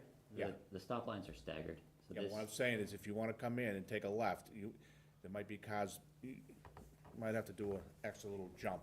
But for the most part, coming up the other way, it makes it easier. But here's my biggest problem. I don't like a car exiting from a blind building, cause you gotta stick your nose out and you'll be on the sidewalk. You're gonna run somebody over. That's the biggest thing. You can see pretty good pulling out there. What? Well, that's back Conrad's there is though, right where there's on the- nothing in it. Yeah, but Conrad's, when you plaza. pull out to take a look, it's right on. But what about when they come down Main Street from Norwood and Yeah. they're taking a right onto 27? That's what I'm afraid of. They'll come around that corner and clip whoever's trying to pull Yeah, but out. they're gonna have to, it's no different, but my point, Kate, is you come out from there, next to Conrad, you can't see people walking down there. You're gonna have to stick out like this. you got a nose out. What? You got a nose out a little bit. Which we don't want, I don't want you to do, because that, I don't care, cars, I'd rather, if you're in a car, you gotta know someone's making a turn, rather than someone walking down there, and that's a tough spot. It always has been, it's like the dark little alley. That's my thoughts on that, going that way, because it is coming over the sidewalk. You mentioned about, you said something I always love, an existing parking place. Yeah, it exists now, but what you said is you're demoing the whole place, so that parking spot doesn't exist anymore, nothing exists. I said I'm happy to take it off if it's the Well, board's. here's where I'm going, yeah, well, my point is, first off, and I defer to Carl on this, is I don't believe you can back out on, I legally can't back out on the sidewalk, and I believe the way our parking regulations are said is you have to be able to back out into the parking, not onto someone else's property or a street. So, if someone parks there, you're only backing out. By the time you're gonna hit someone coming around the corner, Kate. So that one is not a place, but who knows how, if you go back and if you angle the other way, If we flip it, we don't have that issue. well, that's, That's right. yeah. Yeah, that issue goes away if we flip it. Exactly. I'll go back to, I'm not gonna compete with each other. My biggest thing is going back to traffic pattern is the fact that you have to stick your nose out at, on the Conrads to get out there, and now you're on the sidewalk. And that's not what you want, on that. And that's kind of most people, it's a dead spot anyway when they're walking. You don't think anything's gonna come, then bang, so. All right, let's see, what else do I have here for you?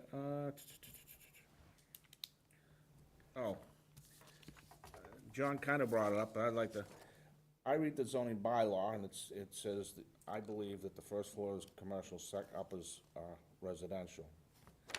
And you guys aren't doing that, so someone's gonna have to give me an explanation or prove to me that you can do this. Happy to put that in writing. I know, I'm sure you would, Phil, but the way I read it is, no, it's supposed to be here. But I also have an issue with the way this was advertised. Because when you read it here, it was very simple. It says, new mixed-use building with first floor commercial and the 2 upper residential stories. It doesn't mention first and second floor commercial and the upper, so you have to give us some reason on this. Because to me, this isn't, this, what you call false advertising, kind of misleading or whatever. With all due respect, the central business district allows business on as many floors as you want, up to 52 feet in height. Period. That's allowed by I understand, but I right. also read it, I've read it, and I read it again today, and to me, it's, It caps the, and I I'll also, put if this I in a also read memo. the 3.5 times, so Yes. above commercial, I agree with that. Mm-hmm. So you can only have 3.5 times above commercial on the second floor, on the third, that's the way I read that. Well, the way it's written as a use provision that allows residential uses on any floor other than the first floor. It doesn't limit you from, like, you could have 2 floors of commercial and 2 floors of residential if you wanted to. But the way I read it, Dan, is if you wanna go this way, it says you can have 3.5 times on the floors above in the commercial space. All right, so we'll, So what happens to that floor, the commercial space on the second floor? Isn't it 3.5 times for that? You can't drift through, you already took the second floor for part of the commercial on the first. Correct, which is allowed. Yeah, understood. So if you read the way I interpret it, if that's 600 feet for that commercial space, the best you can do up top is 1,800, or times 3.5, so 2,000. Well, for start, I see where you're going. I will prepare a memorandum. We will go also to the building inspector, because this is a zoning bylaw interpretation as well. And I will get something in writing from him one way or another, and we will be happy to present that to the board. And defend our position, hopefully. Okay. Well, that's what I need, I'd like done, and, have any other good ones for you? No, that just seems to be it, other than the Conrads and backing out, and if you can get rid of that, it's not bad, but I don't believe you're allowed, I know you're not allowed, we all know you can't back out on a public road, but even if it was private, I don't think you're allowed to back out on someone's private property to service. And my opinion is the whole parking lot has to serve that parking place, so. Not gonna be labored, and I got nothing else. Anybody have any questions, comments regarding this? No fans here tonight for you guys. no enemies. Start counting the chickens, okay. When are we, since you're driven by the zoning, I'm thinking December 1st makes sense. When are you Carl and from? I are gonna meet next week to review the circulation. when are you in front of the zoning again? The 7th, Yeah, they're the 7th, right? Pearl Harbor Day. So maybe we should go to you have a second meeting in December? No? For you? You don't wanna come to be the only guy on our second meeting right near Christmas. You wanna do that? So we can have before You think Christmas. Scrooge is bad? He's here. So we would have to then go for, we would have to go for the first meeting in January. Yeah. So January 1st, 5th? First, yeah. I'll do the first, Dan. That might be worse than the December 5th. No, not for me, it won't. January We need extension? End of January. Can we do January 31st? Sure. I know you like the 30th all the time, so. And I have to think about which month has a 1. We already did cover that last time with Halloween, remember? I do. Yes, so we would request and grant an extension on the time which the board must act up to and including January 31st, 2023. Okay, I'll make a motion to allow the applicant extension. In a second, all in favor? Aye. Aye. Okay, before we roll and give you the exact time, are you going to show both ways for both of us? Both boards on in and out, or? I think that, I was the minority, so.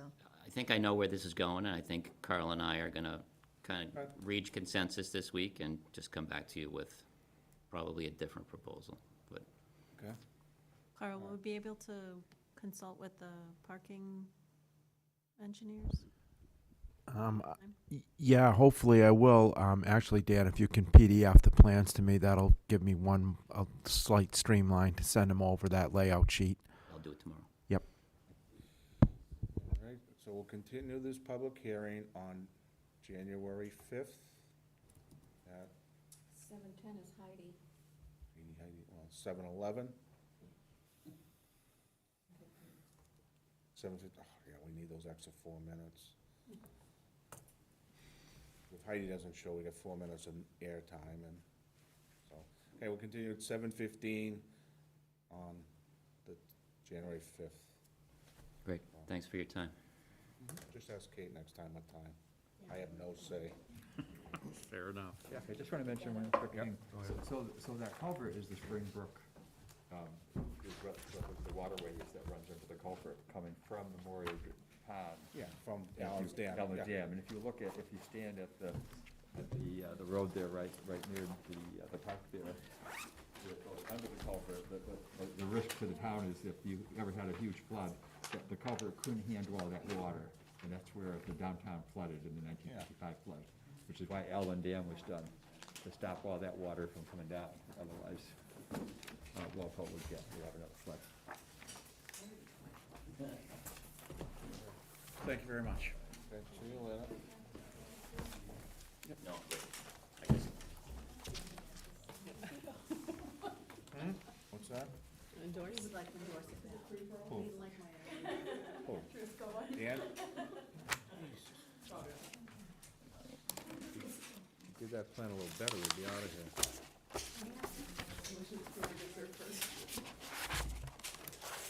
Okay. Is this all set, 173, Carl? High Plain?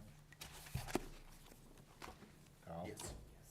Okay, make a motion to endorse, 173 High? Second. Second. Any discussion? All in favor? Aye. All right.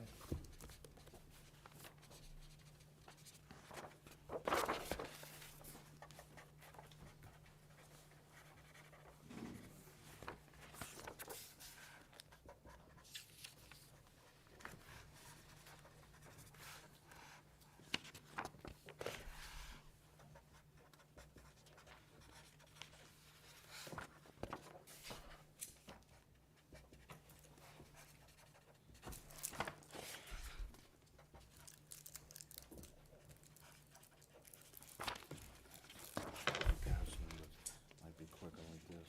Yeah. There's no easy way to do it.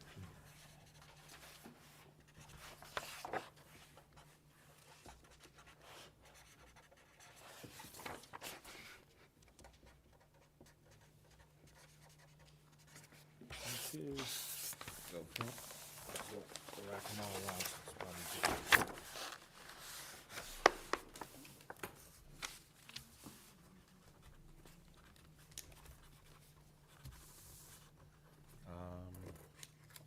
While he's signing, Kyle left on Ross Commons, and he left on Pine.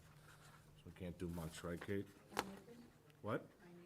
Yeah, but Kyle left, right? Oh, I didn't realize that. Yeah. Looks like he's coming back. Yeah, he probably went to Cannes, but he's, yeah. Had enough. Oh, it's not good. It's not left.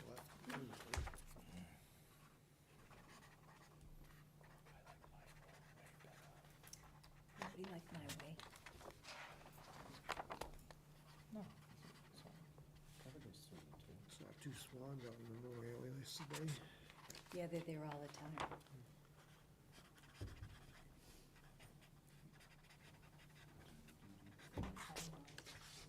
If you're close, you know, when you hear them. While they're signing, got a couple, need you on Pine Acres, final bond?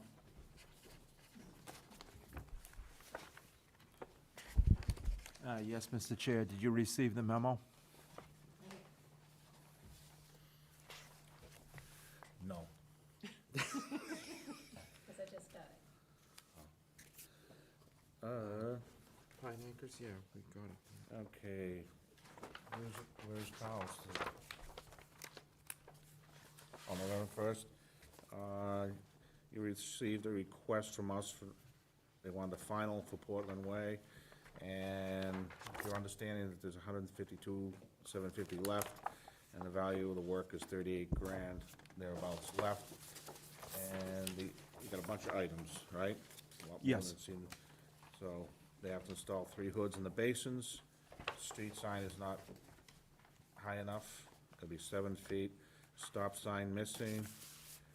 Remove and reinstall the handicap curve at North Street, partially on private property. Street trees, street light on pole at North Street. That wasn't in ours, was it? Yes, it was. Was on the plan? Yep. Okay. The light at the end of the cul-de-sac is in. Okay, There's a that's what new, I'm thinking. there's a new pole at the northerly entrance, and that's the one that called to have a street light put on. Okay.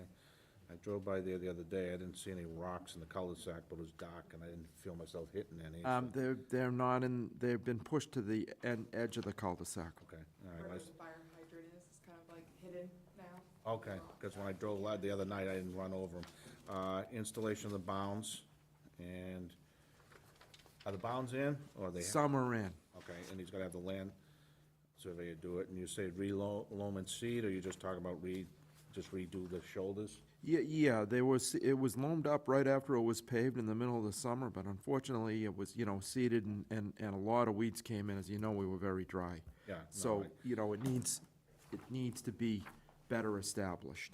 Yeah, and they missed it this year. All silt fence, not required for lot 3. I don't know, if it's for lot 3, it's not us, but, Yeah, the plan has what appears to be the lots, there's a lot of silt fence on it. Some of it seems to be the lots. It's hard to tell what was required for the subdivision. Okay. But it really doesn't need to be there, except for lot 3. as-built and profile for the infiltration, is that ours, or is that stormwater? I treat them, the road relies on, so as far as I'm concerned, it's part of the road work, it's part of the subdivision work. Okay, I don't know, I guess Conservation had a notice on this thing, but I haven't had a chance to talk with her about it. Okay, street acceptance plan, which is standard. The waivers of appraisal and damages, this is so that you can go and be accepted town meeting, right? Yeah, so it can be taken after town meeting accepts, actually. Okay, so- They did not retain the fee to the lot, to the roadway, so the roadway went out with the lots, Okay, so- except for the one that Mr. Verderber still owns. Okay, conservation, anything they got left to do? Acceptance fees, recordings, final inspections of valves and shut-offs by water, clean the basins, manholes, naturally a residence hearing. And then we do the final bond, so basically, it's got a bunch of little stuff here, each item, but they add up to a bit. But probably the biggest one that affects the neighbors, I would say, is the fact that the grass is dead along the road. And I know you're one of the neighbors. It looks horrible. The whole cul-de-sac looks like crap. I mean, I would hope that it's a little bit more than just grass. I mean, we just can now finally see that we have fire hydrant. Those things are just covered with grass. It looks disgusting. No, when I went by the other day, all your grass and you can actually see green. Yeah, we cut our weeds. Yeah, yeah, yeah, what it this summer, but there was that, Another complaint earlier. the that grass like, strip we is cut them awful. down. Yeah, I know what you're talking about, the little grass strip is awful.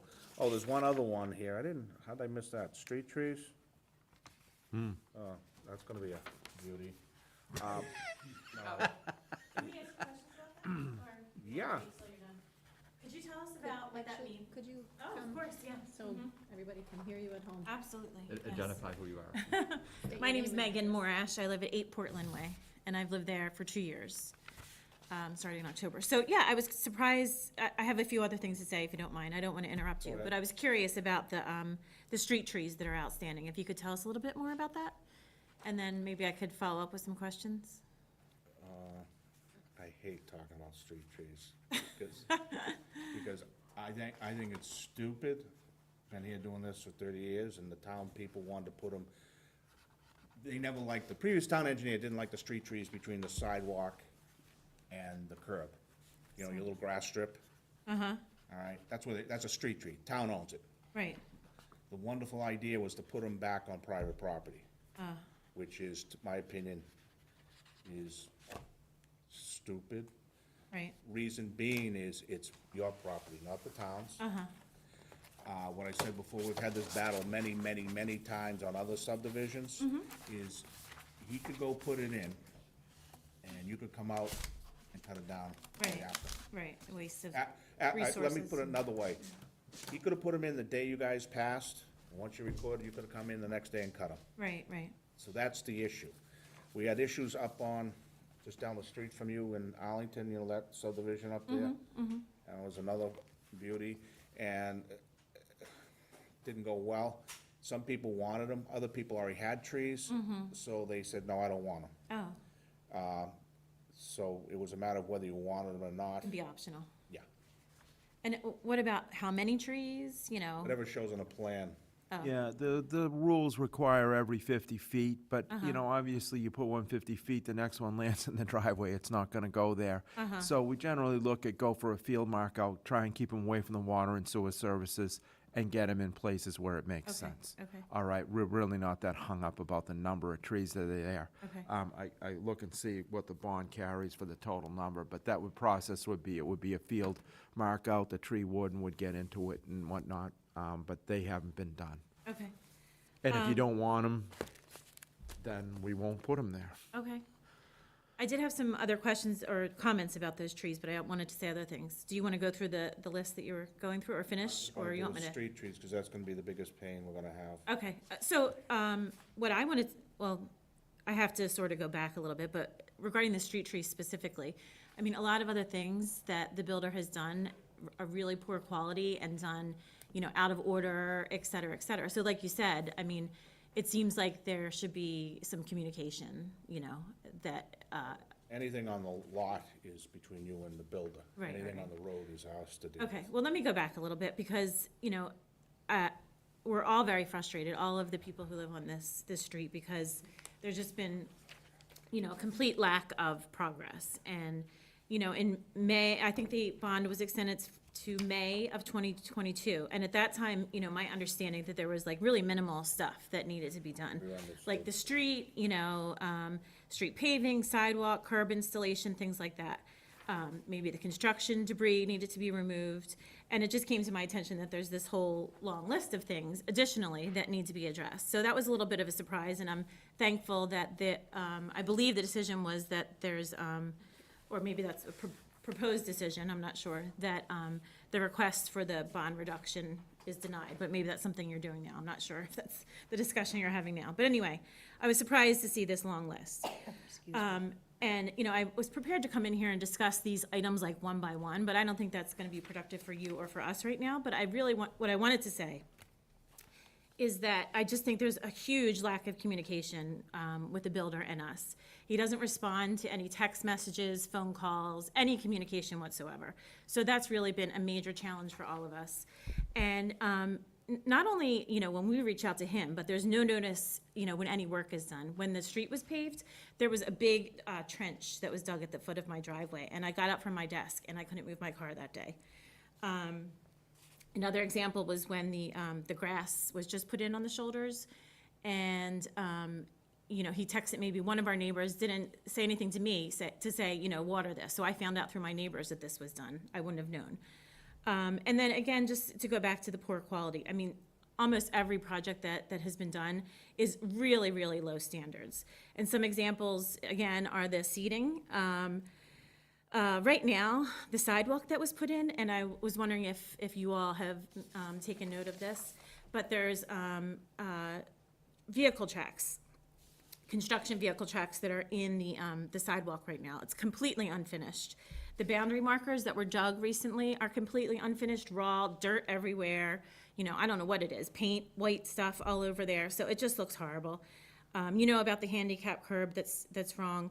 The rocks that you mentioned that are on this list were big boulders that were close to the curb. They literally are pushed just in the last few days back into the field. They weren't removed. You know, so basically just cutting corners in every single project. The second street lamp is still in the field there, which I believe was, you know, you suggested that should be removed. And then just like the whole idea of the overall timeline. I mean, I understand that, you know, this was slotted for 2 years originally, and even with COVID and other delays, you know, this development is going on 5 years. I mean, what are the expectations here? You know, historically, what have you done when something is in this position? And, you know, how do you hold him accountable? How do we all, you know, continue to have an open line so we know what's going on and we can make progress moving forward? And I just want to say that, you know, from a personal perspective, you know, we love living in Walpole. We love our neighborhood. We're really happy where we are. But, you know, we worked hard to be there too. And I just don't feel like we're being represented at all. And, you know, we're here and, you know, we've worked really hard for our home and for everything we have there. And I just, you know, don't understand the expectations here, that this is just dragging on. And I'd like some explanation as to why, you know, there is no timeline, there's no progress whatsoever. And what can we do to move forward and hold him accountable? So I think that I've covered everything I wanted to say. All right, well, just so you understand, we've taken this to the forefront. We have been very responsive to you and the neighbors, push Joey to the max, okay? We got it paved or whatever. This other diddly stuff, you know, to you it's not one thing is diddle to all of us. All together, it isn't. We still have his money, that's what you hold. Money talks, so he needs to get going.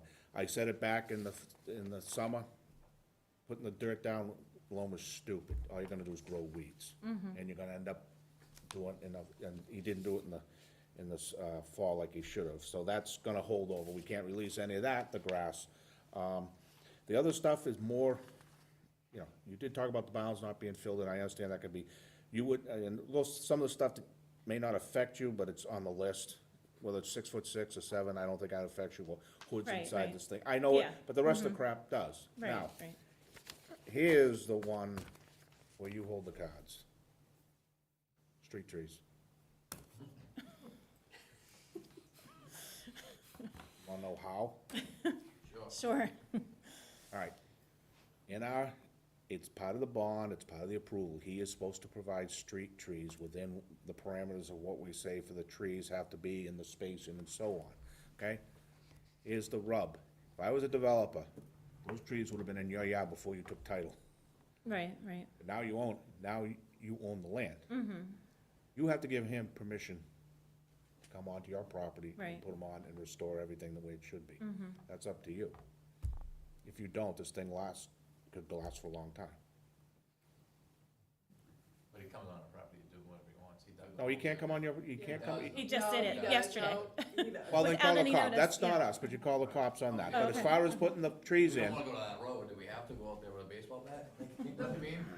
This is the bounds that get put in, and that's the markers for the town, correct? Is that, what are those? granite, about this big, So Yeah. with if a hole in there's- it. If there's gaping holes in between that granite and the actual, like, there's a Dirt. gap of air, like, what? No, it's like a fence post you sink in the ground. Yeah, but there's Ma'am, holes, there's. could you come up and Yeah. just identify yourself and Let me talk see, I into the took pictures microphone? So my name's Leah Pan now, and I'm at 6 Portland Way. We're the first house in, so we've been here the longest, and it's definitely been an adventure, but the bounds where we're talking about is in front of our house. So I see them daily, and they did just fill them in, but there's like actual hole in between it. So you can see, I can put my fingers in it all the way down, as far as probably like here. Yeah, he should have been backfilled a little better. Okay, so Probably settled. none of it was backfilled, is what my point. No, he's gonna have to do it, because if he left it unbackfilled, that bound's gonna move, and they can't certify the monument. Okay, Those are supposed to be, so you can survey from it, so if it isn't backfilled tight, things gonna move, he's gonna have to redo it again.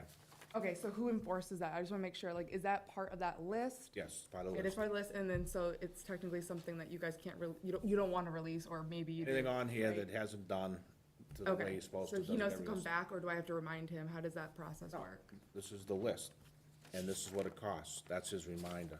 So can I ask you a question? If he comes and backfills it with white concrete instead of the asphalt and it looks horrible, what's our recourse at that point? You'd have to take it out, because it'll still stay on the list.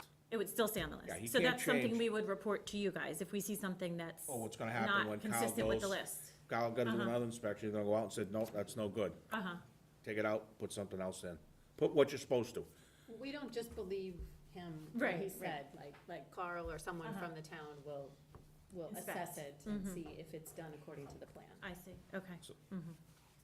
And then, was there anything really in detail? I went through the list, but some of it I just personally don't understand. So if you guys can explain to me if there was anything that was discussed or even in the designs of where the fire hydrant is, that whole area is, I mean, just now you can finally see it because the rocks were covering it. And then that laid down tons of like the long street light is behind it, just hanging, getting weeds and everything. The But- streetlight isn't up? There's Second one. there's a second one that came that has been just in the, next to the fire hydrant. But you couldn't see it because the boulders were The there. two? So there's a story, because they brought two, because they thought they had a set two, and they didn't realize that the second threw one was a the- Cobra So that head needs to that be needed to removed. go on an extra. It's Who a set huge these? ditch now. It's just Eversource, it was rubbish. Eversource at that time where, you know, they'll still set the poles. Yeah, but we don't have one That to set. probably was the one that we wanted up on Emerald Way for about 2 years. But anyway, not to mix in other bad memories. All right, so that pole has to go, it should be on the list. I didn't even know that was there, and that didn't make any of the lists that I had, but That it's will be on it the now. list, and it has to go. He can put it on his own property if he wants. Yeah, I don't really care, Yeah. but he's just throwing metal and throwing Yep. debris inside that ditch, and eventually it looks horrible. So I was curious if there was any kind of like design or any kind of, Yeah, what he owes us to the town is from the curb, 10 feet either side. One side is all grass, the other side is grass and a 5-foot sidewalk. okay, So he has to, everything there, he has to conform to everything was on the plan.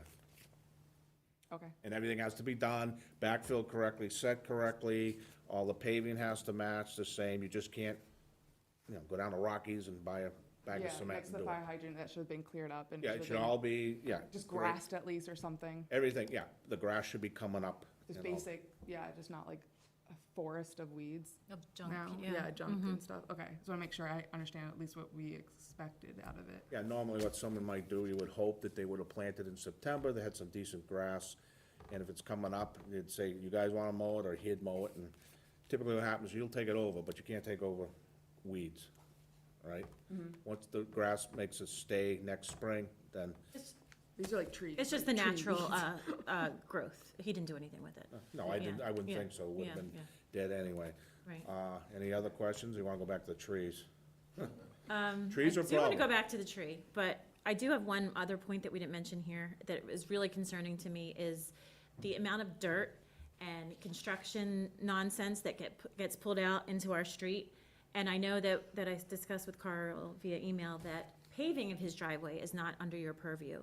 But I was reading the Conservation Department, and it was saying stuff like, that there needs to be gravel to prevent that from being pulled out into the street. So if he's not gonna pave his street at any time soon, what can we do to mitigate that? Because it's disgusting and it's hazardous to our dogs and our children and everything, it's gross. What can be done? And what's the timeline for paving? The pavement street. is driveway, Driveway, sorry, it's driveway. that has nothing to do with us. Yeah, all right. That would be if conservation's involved, or the Mm-hmm. Board of Health, creating the dust and everything. They have the power. We can only deal with the road itself. Okay. So for snow plowing, the town's taking, Town. is covering everything. I hate them to do it. Every year I Carl, gotta bring it up, I guess, because, yeah, Carl, what are they doing for plowing? Well, I think they'll plow it. I think they've been plowing it. It's not ours. I don't like that. You know why? Because if he had to do it, he'd have to pay for it, and he would've got it done quicker and through the Right. town. oh, I agree, I That's, agree. that's been, since I've been doing this in the board, I want it, but these guys love to plow the new streets. And that's the biggest thing hanging over their head. That's a lot of, not so much yours, but if you got some of these big subdivisions, probably costing 10 or 15 grand a Right. Oh, snowstorm. yeah. You guarantee they'd be done within the limits, so. But you're gonna get plowed anyway. I know, it's his cousin or something, so I know we'll get plowed either way, the person who comes by, so. Okay. Now, I have one final question about this. So we keep coming to these meetings, Oh, he you keeps you asking need to go to for the, I to don't the know. microphone. You can hear me. He keeps coming and asking for a reduction of his bond, right? No. We keep coming to these meetings. Do we have to keep coming to these meetings? At what point does he have to show? He's not even here tonight. no, He you asked don't, for a you don't reduction. have to come. We decide what's You been guys, done. well, that's what I'm asking. So if he doesn't finish this list, you guys are not gonna give his money back to him? Correct. Okay. We just That's all. hold it. Because, I mean, we've sat here for, I mean, Yeah. obviously you guys are here willingly aware, it's 2 hours of our life. We keep Yeah. coming for these meetings. And he does, like this week, he was here yesterday, because he wanted to put the markers in, because he felt like that was something he had to do today. No, this month, To appease you guys, like, to appease the board, like, you know what I mean? We're tired of coming to meetings. we hold the money, Okay, and that's fine. you That's what- understand, that's all money I wanted. speaks. And the way I personally like to do it, it's like in the business, I'm in construction, as you get near the end, I'm gonna hold a lot more to Sure. keep your attention. Yes. So something that you're gonna tell me it's $5, I'm gonna tell you it's 50. And that's the only way to get things done. That's the, Um, money talks, I get it. There you go.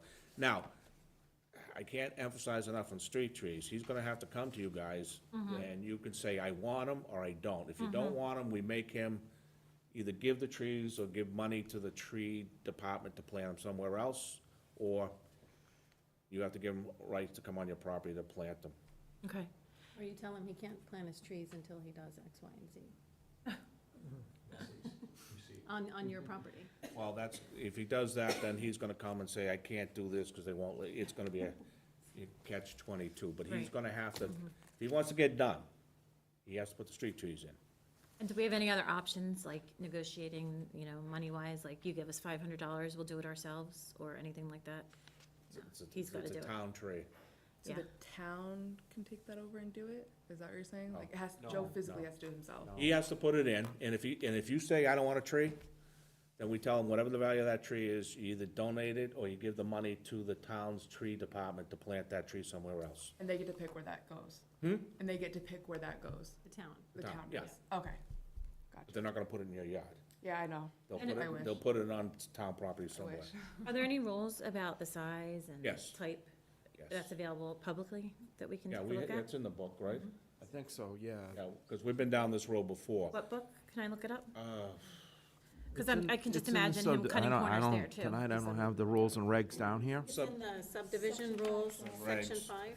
Subdivision rules, section 5. Yeah, if you go to our website and hit other documents, and it says Okay, thank you. subdivision, it'll tell you what you're entitled to. Okay, thanks. But the procedure for that, if he goes to pick out trees, say he goes to a nursery and such is available, he'll consult with the tree warden, Justin Monta, and said, okay, is this, this variety, whatever, and have him cleared with Justin, who's very much into his trees. Section So 12. they go Five- through that process, we just 512. watch to see if they're in and Okay. whatnot.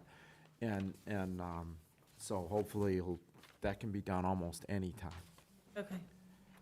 Could be done now. I mean, obviously not in frozen ground, but, and middle of the summer is not good for it either. Right, right. Now, we've- Now's fine, spring's fine, early spring. You want to take a picture of that? You can. Sure. Minimum No. height They have it in the, of 8 feet, Or 1.5 inches in diameter. yeah. Right. Yeah, so it's section 512 for the trees. Okay. if you want to see examples of these trees that you might get, go down, where Arlington is, just down from you. You might find, some people Put put it in on themselves. Berkeley Street? Yeah, there some people might have a put lot. some in their own, others had the developer do it, but you'll get an idea of what. Yep. And guess what? You get to pick where you want them, meaning if you get 2 on your property, it doesn't mean if you want them forward or back or whatever, that's your choice. We can tell him where we want them, Yeah. on our property. Don't tell them in the backyard, please. Yeah, that's within reason. I mean, they're set back 5-6 feet from the right-of-way line. Yeah, you We're might not wanna gonna be put a running stone around all wall over the or a yard doing it. walkway someday, I don't want it there. Yeah. It says no more than 20 feet from the exterior line, yeah, so it's gotta be within 20 feet. But they can go whatever way, Yeah. side to side. Yeah. And they don't have to line up perfect if you want to offset them within that distance. Okay. Can you explain one other of these items to us, number 14? Oh, wait, is that the right one? The waiver, number 13? Yeah. Provide waiver of appraisals and damages. Okay, if I understand right, and Kyle, you can tell me if I'm wrong, he could deed out he could have kept the road, they call it the fee interest, he could have held on to it and you guys just get your lots, but he didn't do that, did he? He did not. No. So what happens is the fee comes to you to the center, but what the town will do in this case is they will take the easement. Correct. Yeah. So it's a different way of conveying lots. Is, Yeah, in simple terms, so when they convey the lot, the road goes with it unless you exclude it. All right, the whole idea would be to have the developer own the road at the end after all the lots are conveyed out. In this case, you all got a piece of the road, all right? It's operational law. So we, after it's accepted at town meeting, the selectmen they don't take the full fee, they take an easement in the road. So we're gonna be taking it out from the owners. So there has to be a waiver of damages when we take it. I don't understand any of that. Do you? Chapter 7, yeah, I wouldn't expect anybody to understand this, all right, but it's the way the law operates, and it's all to do with eminent domain taking in Chapter 79, and how to make it a legitimate public way. So owners, is this owner signing? Is that what it says? Owners Yes. have to sign? Yeah, there's a form, it's about a paragraph.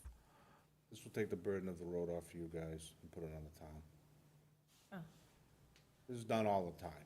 Okay. Not the best way. Best way is to own the road for the developer, but Then we get it only from the developer. Okay. you'll never notice the difference, won't affect anything. Okay. So we're gonna have to be providing you with our signature on some sort of form He's gonna have to before- do that, He has to, right? not us. He will They'll come ask around you. to you guys. He needs to Oh, he's bring gonna that in ask front us. of you Oh, and get you to jeez. sign it, Oh, okay, and your husband. okay. And the other thing you may have to, I'm not even sure if, the bank, I don't know if they're involved or not. No, No? not on a taking. Not on taking, okay. So, you're gonna see a lot of Joe soon. Trees and waivers. Don't threaten us, please. Yeah. You guys good? Anything? Yeah. No All right. other questions? Okay, thank you all. Okay. Thanks. Since there's next to nothing to give back, Kyle, I say we just Let it be. we'll just continue it. What, for that, for his bond?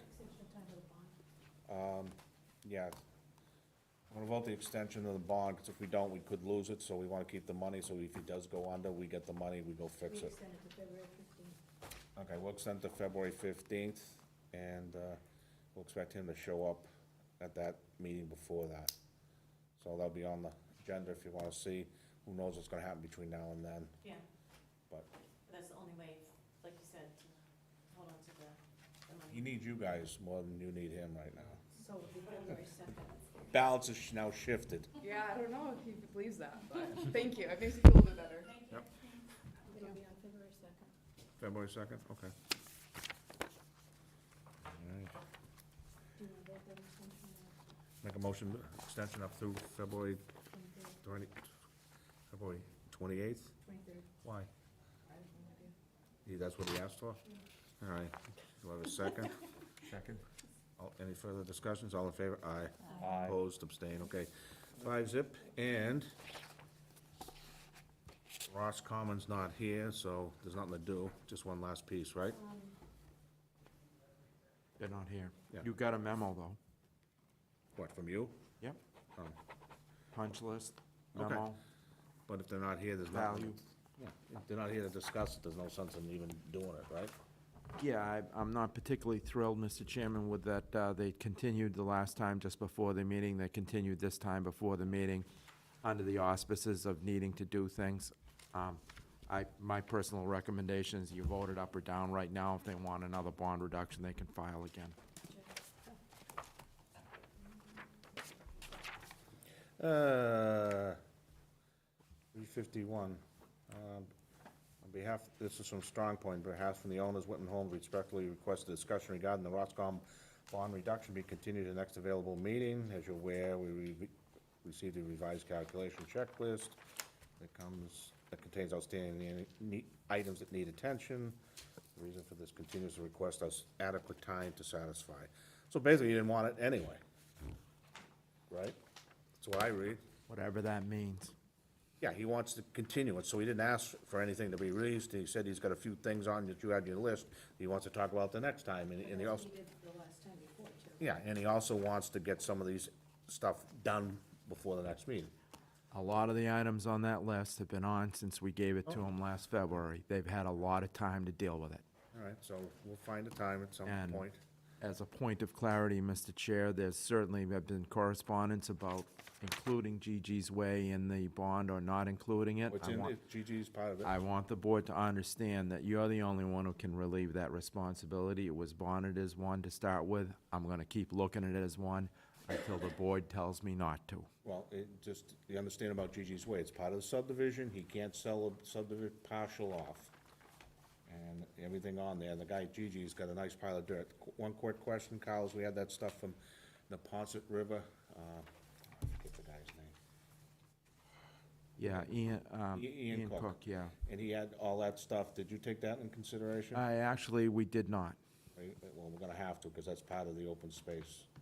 So that'll have to be incorporated next time, because that was one of the, in the decisions, and part of the, open space, they have to, either we could have done it, or a third party, which he's doing, so all that will have to be,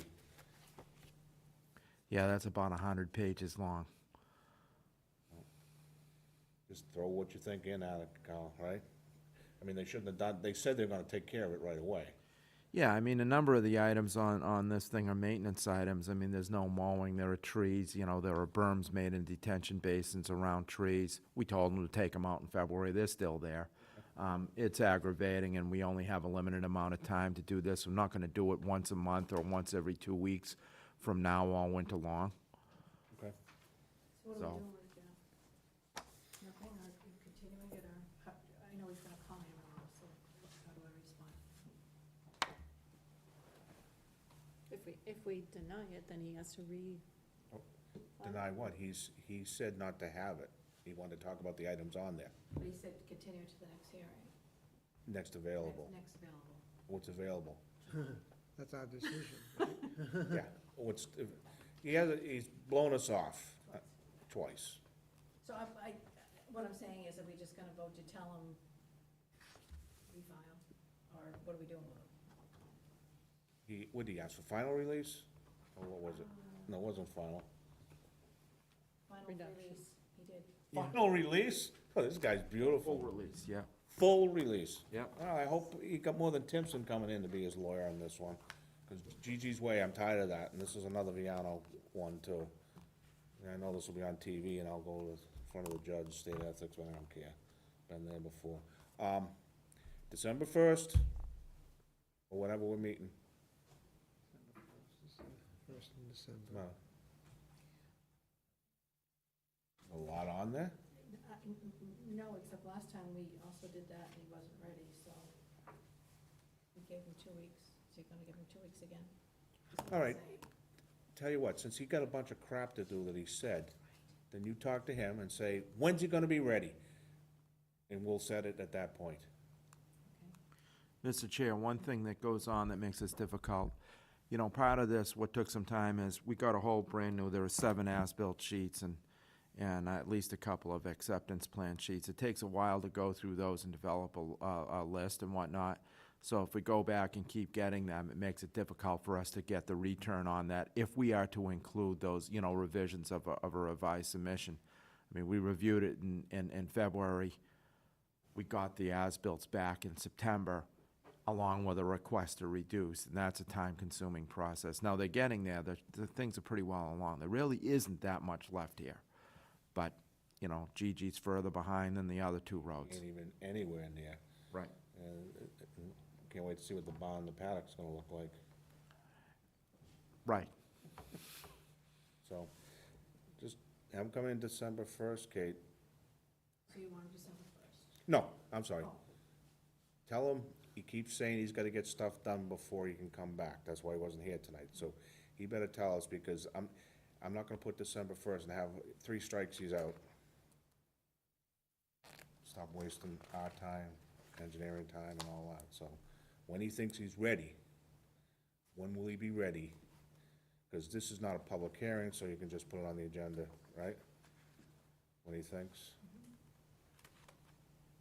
Do it December 15th, I'll show myself. So, okay. What he should do, Kyle, is do this half, that's where most of the money is, and get that accepted, then do the Gigi's, right? Yeah, I'm surprised he hasn't thought of that yet. well, they're still locked up in one bond. Oh, I understand, but you can get the road accepted, everything on that side, just like we've done in the past with other roads. Yeah, I guess you could, yeah. You could release we've done that with Walsh and all these guys who have the big, you release it to here, he's all set, and then Gigi's hangs in the wind. Yeah. That would be his best bet, but I don't think he's figured that out And that may yet. be where they're heading. Maybe they're gonna revise the as-built and whatnot and go and say, but there are still a couple of significant field items. There's a lot without a sewer service on it. I don't know how the hell they're gonna do it. Lot 30 doesn't have a sewer service. Is there a house on it? That's the lot that comes off of Gigi's Way. Oh. But it was supposed to have a sewer service as part of the original subdivision. It was gonna go up the easement. They never did the sewer service. Roads buttoned up That's and right, the everything. sewer wasn't going down North Street, was it? I don't believe so. This is the one that went across country and the conservation moved it or did something way back, I believe. Yeah, well, it's that cross-country, it went down the cross-country easement and stubbed off to Lot 30, which is along that easement. And so You know, was- there are things there that are more than just paperwork. Oh, I understand, no, You know, they left rocks in that easement when they did the water line, that's been sitting there, we said, get rid of them, they don't belong there. Yeah, but the fact that that house isn't serviced is an issue. The other 29 got service, I don't know why that one didn't. Yeah, I can remember when they were doing it, there was something about conservation wanted something wider or bigger for that cross-country. That's right, because they could have gone at the time down North Street where they did those other ejectors. Remember just down the street that Viano did? Yeah, that's a strange setup, yes. I know it's a straight, but I didn't, now I remember the cross-country, and that was a big deal they had with conservation, I remember that. Well, that's a good, maybe that's why the guy hasn't built his house yet. I don't know, but it's there, I look at this as very cut and dried, it's either there or it's not there, and if it isn't there, get it there. That's a tough one for that lot. There's but Gigi's. It's off of North Street, just past where the old farm was, opposite the old farm store, Buttermans. Kinda like on the way to Carl's house. All right, now, we almost open it, okay, so, don't wanna hold everybody up. We're now, well after 7:15, we have a public hearing for off Warwick Road subdivision, and so with the hour being after 7:15, I'll open the public hearing for subdivision, and Mr. Petrosi's gonna give us the whiteys, right? Thank you. So, just out of curiosity, in the regulations, it says return postal receipts, not those receipts. But we need proof, so you need to show, we can't just take the applicant's word for it that they notified. I understand, I'm just saying what the regulations say. That's- Yeah, I am, thought I didn't wanna make a big deal out of that. no, but we, That's why we bring the green key. Where would you? Oh, do you have it, Jack? Can I have that? okay. I don't, You're gonna need to be at one of the microphones, too. Yeah, I was gonna say. Lou, ask him where he wants it. The guy, our cable, where's the best place? Anyway. All right, great, well, I want these folks to be able to see it too. All right. Okay, All set. All set. So with the hour being after 7:15, we have Wall Street Development, Westwood, Mass. Definitive plan for two-lot subdivision with waivers located off Warwick Road. Said property shown on map 56, parcel 89, 90, and 56, zoning district rural. Said property is shown on plan definitive subdivision, two-lot, single-family subdivision, plan dated August 22nd, 2022 by GLM. And the hearing's going to be held in accordance with Mass General Law, Chapter 41, Section 81T. So with that being said, we have opened it, and for the people here, I think you just went through a couple. We'll let Mr. Petrosi say what he wants to. I'll read the comments. We'll have questions, and at the end, whatever questions, comments you guys have, just hold them to the end, and we'll answer them. Well, good evening. I'm sorry for the delay earlier. Brought the cards. My name's Lou Petrosi for Wall Street Development Corp. As the notice reads, we are proposing a two-lot subdivision off of Warwick Road. It really, the property encompasses the rear portions of the property at 315 and 319 Summer Street. And on the property, there's currently an existing sewer easement that runs through the property and down Warwick Road. What you see highlighted in green is an extensive wetland network that's restricts the property. So up here in the front portion are the two homes that are existing. The rear portions of the lots will be utilized to form two buildable lots.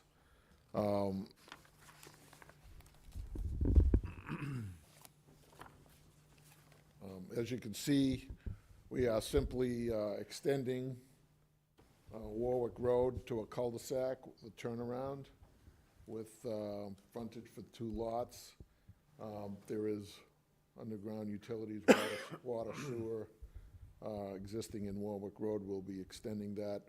There is a drainage ditch that runs close to the edge of the right-of-way, which will be installing a culvert to allow the drainage or the flow to continue unencumbered. There's a stormwater management basin to the rear of the property that will handle the stormwater runoff. We've asked for a significant amount of waivers. Well, I don't know if it's significant, but we asked for some waivers related to the construction of the roadway and pavement and other things that may be customary for a two-lot subdivision. We are also in front of the Conservation Commission. They'll be holding a public hearing sometime first part of December. So I've received the comments from Carl earlier today. I just want to address a couple of his comments. In the general category that he mentions, the two lots that are 315 and 319, those will be Form A lots. Those will be submitted by separate plan. We didn't think it was appropriate to submit it now because of the time frames involved, and maybe there might be some changes to the plan. So when we get close to a decision on this plan, the board will be presented with an A&R plan for those two lots. We are providing a sewer easement to connect the existing home at 319. So that house will be connected to sewer, so that all the zoning requirements will be complied with. Not sure about the public way. I'll ask the board whether or not we should proceed to the board, he's referencing the Board of Selectmen to improve this portion of the public way. Is that something that should happen before the planning board makes a decision or after the planning board makes a decision? Carl, you can probably speak to that, if you would, since you advise them. Or you don't know? I advise them, but I do not determine which is first, the horse or the cart. Okay, but what has typically been done? typically afterwards, but I don't know that I've ever seen one like this go through, at least certainly not here. Okay. So anything proposed on the town doesn't affect us? We don't address it at all? We can't, because it's not part of his land. But he still has to show it on these plans to Oh, I know prove it has that to he show, can but do what he wants on his We're land. not approving or disapproving, we have no say over that, so, I don't know. My guess, Lou would be ask Mr. Jim Johnson Yeah, I'll talk to the town administrator and see how. which way they feel like going, that's their call. Other than that, no, it's pretty much a standard. We've asked for a waiver. I don't have the waiver list in front of me right at the moment, but we've asked for, I think, pavement and street trees, sidewalks, above-ground utilities, I believe. I'm not, don't remember that.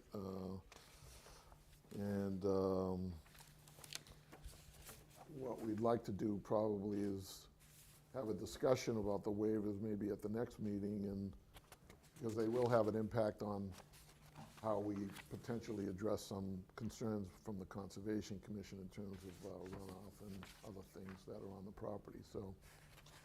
Do you presently have the same plan in front of Concom, the We do, waived one yeah. and the full one? Yeah, we do, yeah. So there is, I'll give you an example. I mean, so right now, we have a conforming cul-de-sac with grading that requires some filling of some wetlands. With a waiver of the requirements for certain types of sloping from the grading of the right-of-way, we probably have to do that. It's not in the waiver list, I picked it up afterwards.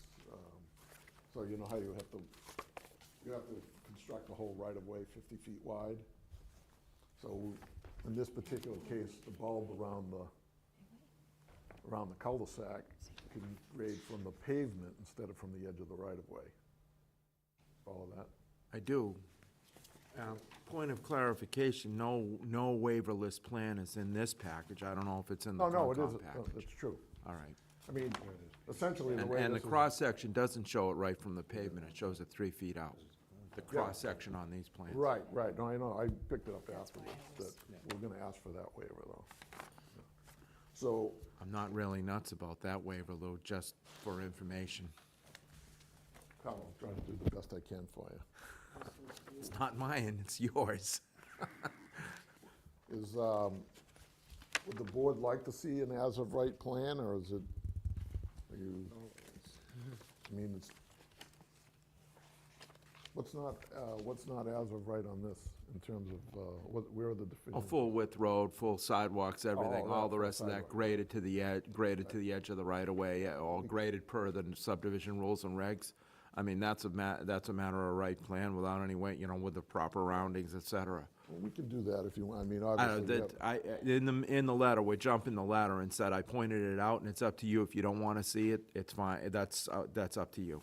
Yeah, like We Carl usually said, do. it's like half wavered, half non-wavered, Yeah. is what's in this set. Like the Right. detail is wavered and the plan is non-wavered and. And we like to see both the waivers. You would. Yeah. We have to see both, because you can't grant a waiver until you see the full-blown, and that's required. And the other thing is, I told everybody else, if we didn't like one of the waiver and you didn't show us a full-blown plan, it would be done. Right. So if we said we didn't like the curb, and you didn't have a plan that showed what you could do for a full, non-wavered plan, the thing would end up in the trash. All right? Well, when Rob comes back from his vacation, He ain't coming back. I'll have him do it. He ain't coming back.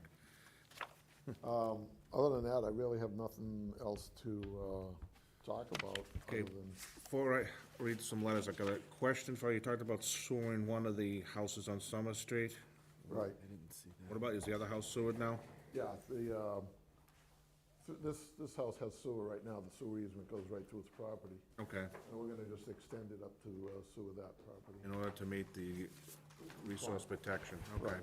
Just wanted that clarified. I have Yep. the comments from the different boards. Carl, we can do his.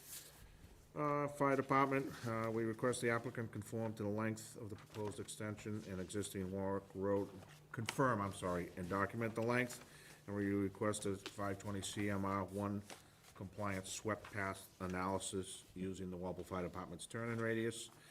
From the police department, they do not have any public safety concerns. From the Board of Health, at their October 18th meeting, they voted unanimously, they approved the plan, however, they're not in favor of new construction within 100 feet of buffer.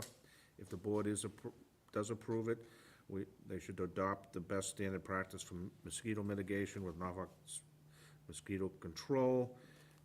And the board is happy to see sidewalks are included and see adequate lighting added. From the fire department, attached is a street name request for subdivision from us, and please submit, and, okay. I think it's gonna have to be Warwick Road, right? Yeah. I don't think there was any, right? I don't even know why you had to submit it, truthfully, because it's all there. So those are it, other than Carl's. Carl, you wanna go through yours? Mr. Chair, I delivered a letter dated today, November 3rd, to the board. Mr. Petrosi already covered some of the general topics. I have 4 general topics. He's answered the first one and said I commented it's a 4-lot subdivision the way it sits right now, but he expressed his plan to modify the lots with an A&R. That will need to be done as part of this process, and it will need to be recorded before the subdivision plan. The second one is, I do mention that there is not included in a no waiver plan. That's already been discussed. The third is that Warwick is a public way all the way to the locus, and I discussed that needs to be approved by the selectmen. I also explained that our support of the waivers, and this is an area where I've been with this developer before, and said, if the proposed new Warwick Road is waived down, it's gonna leave the town, right now the town plows snow to the end of the existing Warwick Road, and there's a wood strip, and it doesn't bother anybody, and they back out of there a short distance. If we continue to do that, it would be convenient if we could at least plow through the cul-de-sac, even if it's private, so we didn't have to back out. It leaves us in a spot where you would plow road to essentially the end of the new road. Anyway, we'd support the waivers if we could get into that cul-de-sac. If we couldn't, then I wouldn't support it. Then it should be built out as a full road. I then later have some comments on the plans. As usual, there's always some labeling, additional information, things like that need to be included, including the houses and setbacks for lot 1R and 2R, which aren't shown on there. There's no zoning circle on those lots, but I guess that's gonna be shown on the A&R plan. Well, they It were could be A&R included on this yeah, one. well, they were A&R plans, but they were A&R lots before, so if they conformed before, they should conform today. They're not changing the frontage on any of them, right? Yeah, but Yeah, I'm just saying. you They already still gotta exist. show the circle. You're changing the lots. They're new lots. Just changing They're the new rear, lots. the rear lot line. which- They're new lots. Okay, we'll take care of it. We have, I've requested an under drain along the cul-de-sac on the cut side of it from CB1, probably about half the perimeter of the cul-de-sac. Asked for granite bounds to be shown. They weren't correctly identified on the plan. Some other things labeling the roads as the existing roads as public. Show a street light. Show a limit of public way on Warwick Road profile. One of the sewer manholes that's in there is gonna have to be adjusted. It's gonna have to be actually taken apart and put back together. Again, one of the existing sewer manholes, so it meets the grade. We got a comment on the erosion control plan. There's a note on there that's from another plan set. More importantly, we looked at the detail for the box culvert, and it's gonna need guardrail. It also will need quite a bit more additional detail for constructability. And, we made some comments on the drainage basin and providing some general notes on there. And we've further looked at it and said I discussed it with the conservation agent, and she would prefer that I provide the erosion control and drainage comments to the Conservation Commission in that review and not to the planning board. So we'll provide those at an additional time. By December 14th. by December 14th. Okay, thank you. All right, quick one before I open up to the board.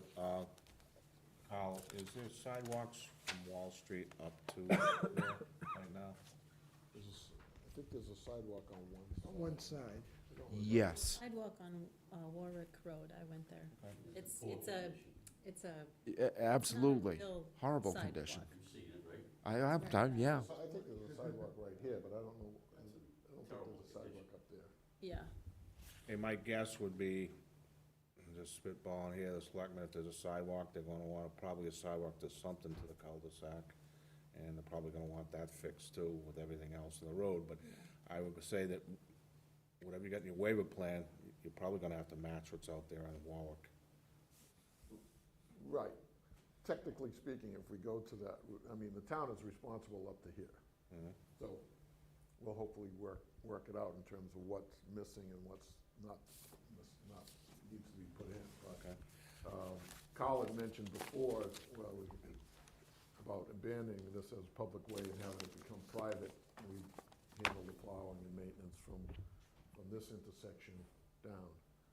So. How long's that road? They do, all the way, even the unconstructed part. Well, you can't give it to somebody, you have to go out to auction. Well, they can go abandon it at town meeting. Because we had easements that were public easements, and they went to town meeting, they abandoned it, and we moved It it. becomes surplus, and you can't get to buy it. Yeah, well, Well, maybe I'll buy it. anybody else doing it. But we'll work And, that out. and the other thing, you understand, I understand after reading it, and it made sense, Kyle, after you talked. Now I know why the DPW, they're gonna push all the way down.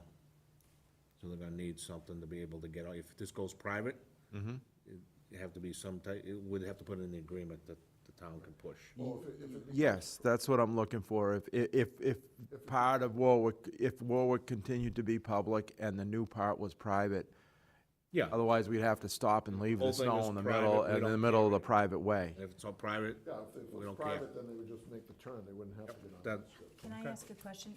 How can you have a road half private, half public? That makes no sense. what do you talk, what do you mean, It's just a strip.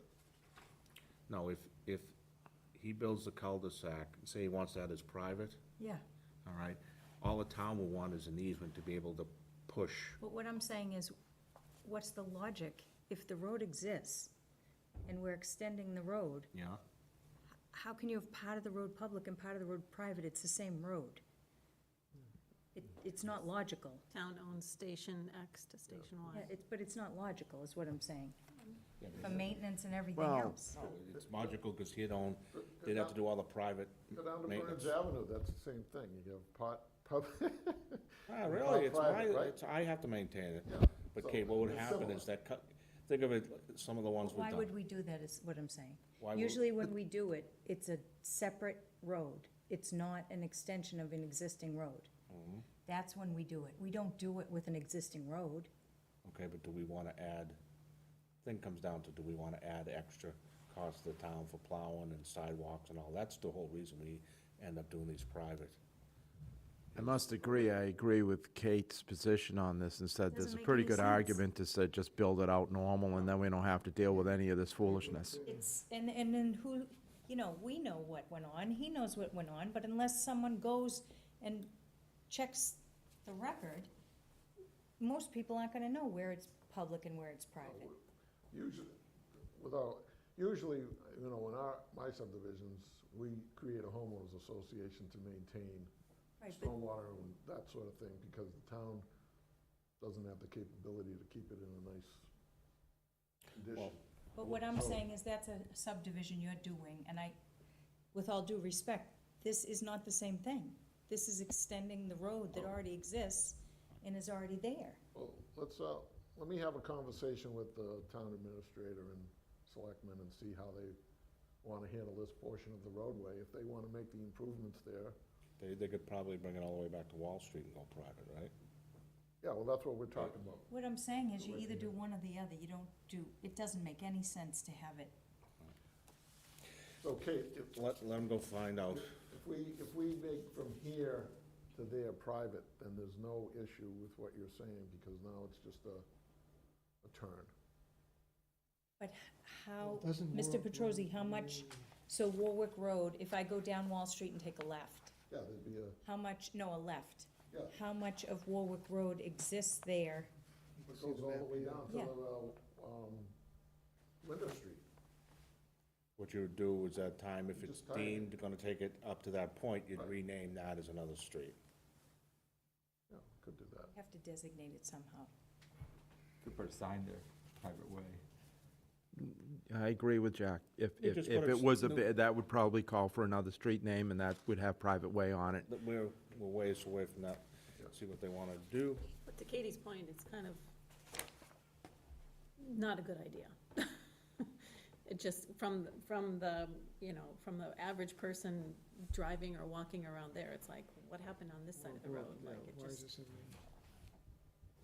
And what about the two people who own there? You wanna go? It's a homeowners General Wall. association. No, it's just, there's two people who own that property, and then all of a sudden, we're gonna say to them, sorry, it's private? If we did that? See, Yeah. okay, we gotta There's- bring there's it, a lot Kate, we gotta involved bring it here. back, gotta Yeah. bring it back. So, the road is the town will deal with how they're gonna do it. That's not, let's, us cut it off at the property line, I don't care what happens beyond that, because we don't control that. We control what's in there, but in final, whatever they're gonna think down the hall, what they wanna do, they'll have to come back, and we'll have to marry it up to make it right. Does that make sense? Come on, big yes. All right, I'll start with John. Let's see, wait a minute. Well, number one, I don't see frontage for either of these two lots. On the cul-de-sac. It's not showing on the plan. Okay. Now, if you have it at the setback, I want to see the setback showing that you actually have it, and that on the street cul-de-sac is 80% of it.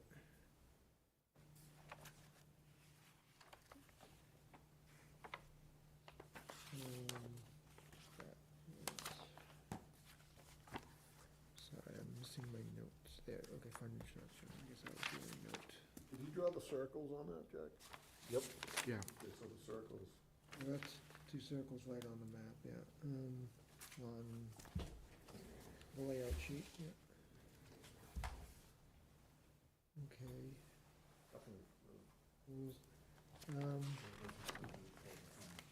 Looking at the waiver list, or the waiver requests, most of them reasonable. Traffic isn't an issue, private versus public is something that would be addressed. You request the waiver to allow pavement width of 20 feet rather than 26 feet. What portion would that cover? that would be within the, well, I don't know how we, what's on the plan? Did he reduce it on Warwick Road? But that doesn't matter, Yes. that's not us. Right. Yes, he reduced it on Warwick Road. Whatever that, I don't, it's paved up to, Most of the way this up point, there, most yeah. of it's paved already, so. It is, it's paved So wide. is that stretch from Wall Street up to the boundary line supposedly private right now? Is that No. what you're No, saying? that's public way right now. But it's paved a portion of it. Right. Up to. It's paved less than what was typically required, okay. No, No, no, it it's is paved at for the the regular width that width. the rest of the subdivision is at, all right, which is 26 or. Oh, it's at 26, okay, and- yeah. But it doesn't go all the way to the property line. It stops short by 40, 50 feet. Yeah, probably. Oh, okay, you mean it doesn't go all the way up to here? Exactly, it stops somewhere in Goes here. in front of the Okay, yeah. drainage. But it's full width with a sidewalk on that section, and it's accepted. Yeah, there's a brook there, yeah. Saw the brook. And at first, I couldn't find it on the map here, but I do see where it's on one of the plans now. The brook is on the plan. But it's shown as outside the subdivision, huh? So it's on the, it was on the existing roadway.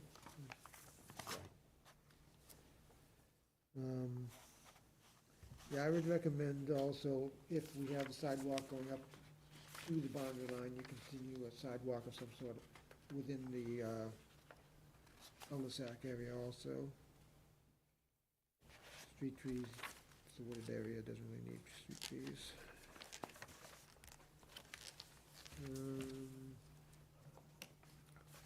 I think those are my main points at this point in time. Thank you.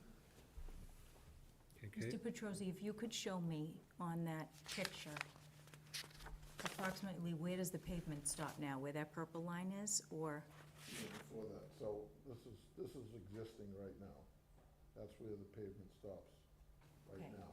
So it's about, I'd say it's about 20 or 30 feet before this crossing. And then it's roughly, 1 inch equals 40, so it's probably about 50 feet from the edge of pavement to the property line. Okay, and that's where the cul-de-sac would start? The cul-de-sac would start right here. Yep. Now, on that part that is paved, are there curbs and gutters, and you think there's one sidewalk? There's no curbing. There's no curbing? No curb. So it's The town berm recently- now? Yeah, there's no berm, no curbing, nothing. No. It's just the pavement. Okay, The town recently paved, they didn't pave this section, but they paved the rest of Correct. last year. They didn't pave the portion of Warwick that we're going to be utilizing. okay.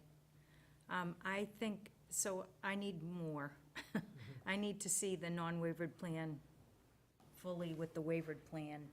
And I'm hung up on that whole, doesn't make sense to me that we would do part of a road like that one way and part of a road another way. So I'm gonna hold most of my comments. I think I've commented enough.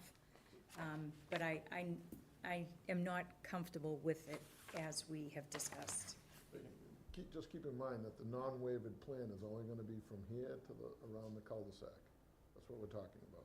So the rest of, Nothing- so The the, rest of that is public way, it doesn't, so when you subdivision. pave the rest of Warwick Road prior to the cul-de-sac, right. you would make that standard? Yeah, well, if that's what the board decides, and, well, if that's what the selectmen decide, then we would pave it the width that's consistent with the rest of the road, and then we deal with the waivers or whatever else inside the subdivision. Okay, So I guess there's two different jurisdictions here that we're talking about right now. okay. Yeah, Phil? Yeah, so it's not like a lot of things are gonna have to happen, but just a few things. One is the waivers need to be listed on page 1. You know, I know you're working on that, but that's very important. So you're designing the stream crossing, the culvert, so, obviously if the town gets involved, I don't know how that works out, who owns that design, whether the town is, whether part of our, your acceptance of our acceptance of the project means you have to pave and continue to improve the existing road, or how does that work, Carl? Or- That's a tough one. Because, you in the That's why design, we're suggesting that if it becomes private, then it's private, and, that would be the select board. people. So right now, without any further action, the Conservation Commission's gonna review the culvert crossing design, but the actual construction will be on public way and it'll be on the jurisdiction of the select board. And they would have to decide. They would actually do it. They would- they Or would- they No, get no, paved like no, 50 feet no. and then, No, okay. no, town is not gonna do it. They would be looking for the developer to do it. It's similar to if we were just putting a sewer line in a public way. We'd be Yeah. responsible for it, we'd have to post a bond, and it'd have to be, completed to the satisfaction of the town, and the town accepts it. And it Now, would goes that be from there. a condition of our approval, that they would complete the road to some specification, or not? We only deal with on his property. Yeah, What But happens it after should be that? a condition, Jack, because we often do conditions. because you can't build the thing without them approving it. I understand, but our conditions aren't, we can't bind another board.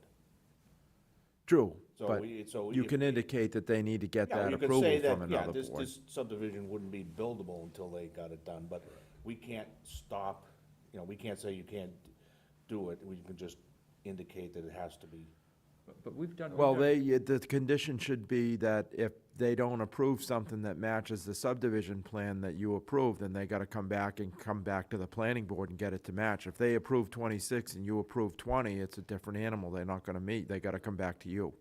But you're talking about two different things, because, as Jack is saying, you're not gonna make any decision regarding the pavement in the public way portion.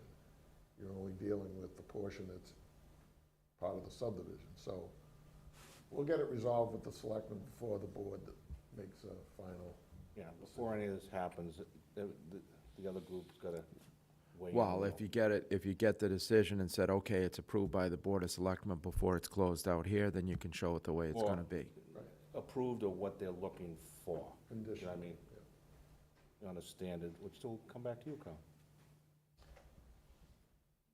And we often make conditions like, requiring a developer to do a sidewalk on a street that's not part of the development. We did that on West Street. No, You know, and- he actually that was- volunteered that. Yeah. We can't make anybody do off-site improvements, but if they volunteer it, Right, and they did that in conjunction with the water line, which was with the sewer. yeah. So they wanna do, that's how you do it, Phil, his developers volunteered. We can't say you gotta do off-site. Okay, I see. And they Well, also had to the reason- they also had to get it bonded through the selectmen. So really, even though it's in the plan, it's not really part of our. Correct. We're not really looking at. That line right across there, Yeah, we're that's not where we looking at. stop. Yeah, and then I had one question on sheet 4. I'll have sheet forward. Okay, and this may be a question when you come back with, with Mr. Truitt. Yeah, So I had some questions, detailed questions on some of the okay, slides, so maybe I'll hold off on those, it sounds like. all right. And then you said you're gonna be doing a sewer then to the lot 2R, is that what I heard you say? Yes, Yeah, there. that's correct. So is that an existing easement, or you'll be doing a No, new? we're creating that You're easement. creating that as part, okay, would that be part of the A&R then, or no, just? No, that's within the subdivision, so, Okay. Does that cross the boundary of what lots are in the subdivision and which are not, or? No, okay, just an easement. And then, you would then wanna consult with the deputy fire chief on on the cul-de-sac. If the cul-de-sac is part of if that is public way, then obviously they would wanna weigh in on that. If it's a private way, We want to make sure they don't have to back up their trucks. yeah, so that would be very important to consult with They them. don't have enough guys to. And then I had a few questions, but I think I'll wait on some of the Okay. detail, because this is on, for example, sheet 5, and that's probably not one that we're gonna be covering today then. So it sounds like we need to hear from the town administrator, select board, get more direction there, and have the as-is, the plan according to our bylaws, and then the plan that you're looking with the waivers, so. Correct. I guess that's all I have then, based on, where we are right now. Sarah? Okay. Can you add to the cover, the waivers as been mentioned, and that it's in area 4? And in the DIS, it's not noted, but it's within area 4. I had a question whether you were doing A&Rs. You said yes, and that will be done before. So I had asked for fire comments, and Deputy Chief did give some, but I'm not sure he's really seen like a non-wavered. Like, it seems like he is thinking that you're doing the full. Oh, right now, we're showing a turnaround that allows him to turn he's asking for a swept path analysis, which will show him that he can turn a truck inside the cul-de-sac. Okay. I mean, And what's the size of the cul-de-sac you're asking for? Oh, Carl, you know. It's a- 41 instead of 44 Yeah. radius, so. So it's the So waiver one. 82 instead of 88 feet across pavement, gutter to gutter line. Yeah. So it's a little smaller than required on a standard subdivision cul-de-sac. Okay. And that would be the wavered one, the wavered size. The amount of pavement would be a waiver. Yeah, the 41 radius Would or be- 82 cross is the waivered Waiver one. side, yeah. Okay, okay. All right, and then, do you have the length of the road? Then if it were, whatever, to the end of it, From here to here, yes, less than 500 feet. okay, if you could show that. Okay, should be on the plan, right? It is there? It takes a while to see it. Oh, okay. Oh, It is, it's 387, I believe, from memory, and it's really hard to pick up. Okay, I didn't 3 see it. plus 48 To the is the center. total distance, and that's from the center of Wall and Warwick. Okay, okay. So, Mr. Petrosi, is your plan, so the existing road, north of Wall Street, right? Yeah, That's, as I understand it, a full build-out, so that's Yeah. 46 feet. yeah, this So- is 46 existing. Yeah, so somewhere 50 feet from the property, you're gonna make it go down, Just the pavement. right, the pavement. That's what we're suggesting, that the pavement would go, will funnel down from 26 to 20, and then inside the cul-de-sac would be 82 feet turnaround, which should be adequate enough for a swept path analysis for the ladder truck. Yeah. I don't, I mean, you want it to be 26, you want more pavement, more pavement. It doesn't, it's not practical, but, you know, I just think it's odd, and also, I would like to see the sidewalk there and better. I mean, the sidewalk there along that extension, it's, you want us to put a sidewalk inside the cul-de-sac? sure, yeah, Why? as it facilitates safe pedestrian travel. Okay. I live on the end of a cul-de-sac. I definitely understand walk that. on the sidewalk, especially when I'm with my kids. We'll review it. I don't know. I think it's, And this is an area there where you were supposed to try and reduce impervious surface, so you add a sidewalk, you make wider streets, you can do all these other things, that's where you add impervious surface, so you can't, I know what you like, yeah, there's other things in terms of resource areas and that kind of thing. sure, yeah. It's my opinion, I'd rather have a safe pedestrian travel than less impervious surface. That's my opinion. Okay. Can you add the date of the wetlands delineation to the plan? It's noted that it was done, but Yeah, I don't think the date is there. We have a order of resource delineation from the Conservation Commission, I can provide that. Okay.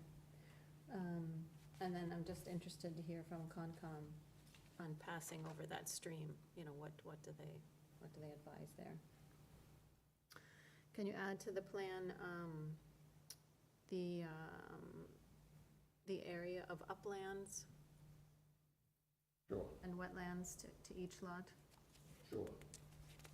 And then just a question on the lot numbering, is there a reason you didn't do 1, 2, instead you've done A, B? Must have been in alphabet mode Okay. that day, I have no idea. Okay. And then we need to see at least a non-waivered plan if you're going to go ahead and ask for a waiver, something showing the sidewalk, street trees, lights, and that on profile as well. And we need to add a planning board signing block on all the sheets. They're not on all the sheets? I don't think they're on any of them. Oh, there's one right here. What do you got there, Carl? They're on some of them, Oh, there's one. yeah, but they're not on all of Yeah, them. they may be in different spots on each sheet, but No, they're not I on, see one. yeah, they're not on all of them. But it sounds like there's a lot more work to be done on these sheets. I missed it. this one here doesn't have one. No, I don't have any. Yeah, number 2 doesn't have one. No, there's nothing. I think there's one sheet. Yeah, so sheet number 2 does not have a planning board thing. Yeah, cover sheet 2. put the small something. We can do that, for sure. That has to be on there. Good Um, catch. And then, this is just a question, it's not, Oh, for it's on this. I'm page just 6. curious, if you're adding sewer to that resident on Summer Street, is there a cost to them? No, it's part of our arrangement. But I thought for a person to connect to town sewer, there's a significant cost to that homeowner, no? Could be. It's a water bill. In terms of, so they have to pay. Like the actual connection? So that There's a connection connection. fee. Entrance fee, Yeah. yeah, they just, it's, Entrance fee, that's yeah, right. pretty small, about 30 grand. No, No, no, they- no, no, it's, no, it's it's, not it's that a either. That used to be $25 or I&I. $3,500. Yeah, which is, unassessed betterment fee. yeah, which Okay, is, that's it, okay, I But don't know, that's- in my No, head, where I thought it gets was, tricky is if the town extends into an area where it isn't, and they levy the cost out in an assessment, yeah, that can get up there. okay. So, but for this particular case, you don't imagine that this homeowner would have a big bill? No, they'd Okay. pay the unassessed. I would assume the homeowner's made a deal that he didn't pay for nothing. I guess, but it's not a big fee, it's in No, that okay, 3,000. The reason he has to hook up is they're in area 3, and you have to have 80,000 square feet You know, if you don't have sewer. So that's why they have to get hooked up. yeah, Taking away some of that land. Yeah, Yeah. and that house was there prior to the Resource Protection Act in 85, 86, so it was grandfathered. right, plus. okay. these I wouldn't lots are wanna all like 4 throw acre that lots on before. that person. They are actually part of this whole deal, too. Yeah, Yeah, yeah. Yeah. we They're, can do they're without it. co-applicants, right, Correct. co-owners. okay. And that's all I have right now, thank you. All right, this is more for you, Carl, because I'm more interested in off-site. If I understand it right, is Concom, they'll be have to, at some point, Warwick Extension will have to be a whole nother plan filed to Concom. We filed the whole plan with them. Yeah, but the point is, nobody knows what's gonna happen to Warwick Road that the town owns. Well, they grant an order of conditions permitting the work. Then you go to the next level, which is selectmen have to also permit the work. to Yeah, but happen. if the selectmen want something different than shown in the plan, Oh, yeah, we could get. is that an issue, Carl? Yeah, sure, absolutely, that should show, Could be. yeah. Yeah, we'll have to, And that process. the plan in front of conservation shows what you're doing on Warwick Road that the town owns. Correct. How does that happen? I can't figure that. Well, they have, I'm asking only Carl. How do you present a plan? I'm not gonna do a plan for conservation on a town road. You know what I'm saying? Did it out on Norfolk Street For what? for the sidewalk and the water main. Yeah, but they had that plan already drawn up. What I'm saying is. They did, but they still permitted through conservation on the they did the permitting on the public way through conservation. They had a plan on which to go in front of them. I What I'm think we saying- signed the application, to be honest with you, but they did permit it. Okay. Next question for you, Kyle. Is it accepted, and I know not accepted, but is a town road up to the, Yes, okay, that's the first thing I looked at. me too. gee, a little interest to me. All right, so basically, we're gonna sit here and do our end and ignore the other end. Have to. I don't think we can ignore it. We have nothing, we have no say in what goes beyond there. We have no jurisdiction.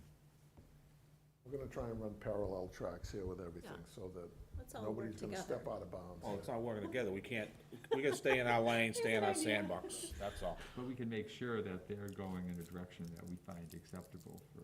But I think We have no say over what. Hard to figure. The other issue that's gonna happen is we're gonna have to take the first step if you wanna do a waived plan so that you can tell them we're doing a waived plan.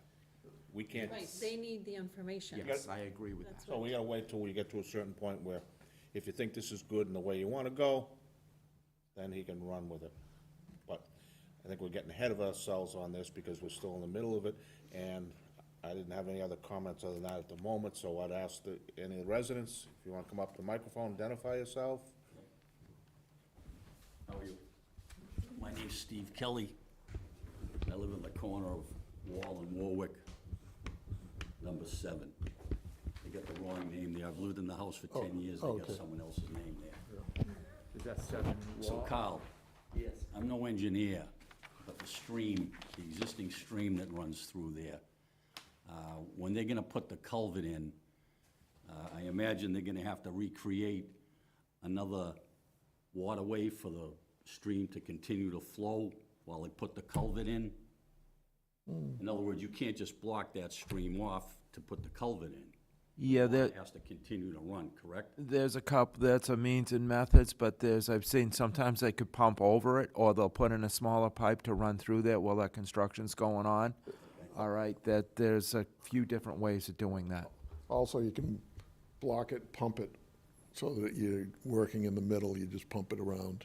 So the flow still continues, but Right, you're that's not, what I you're was, not, you know, you're not wondering. blocking it. You can't just block it. Oh, no, No. you can't. Unless you're in the middle of a summer like what we just had when it was dry. Yeah, I don't but- think there was much flow in that in this summer, but it was one of the driest in years. But yes, there's gotta be some means to keep that stream flowing on, whether it's temporary piping or pumping, or both.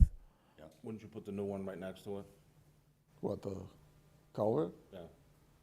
Well, there's no culvert there now. Well, there isn't. Oh, Right. No, no, it's Right. open, Right it's now, an open it's trench. stream. All right, so It's yeah, open- you just with a bury, It's a an board open ditch, across. you yeah, just bury a pipe in. yeah. Right. But means and methods, if it does come up in front of the town, since it's a town road, Kyle, I would expect to be shown on the plan. Sure. That's the best Yeah. for your protection and the town's protection. You don't just leave it some guy out there with a hose.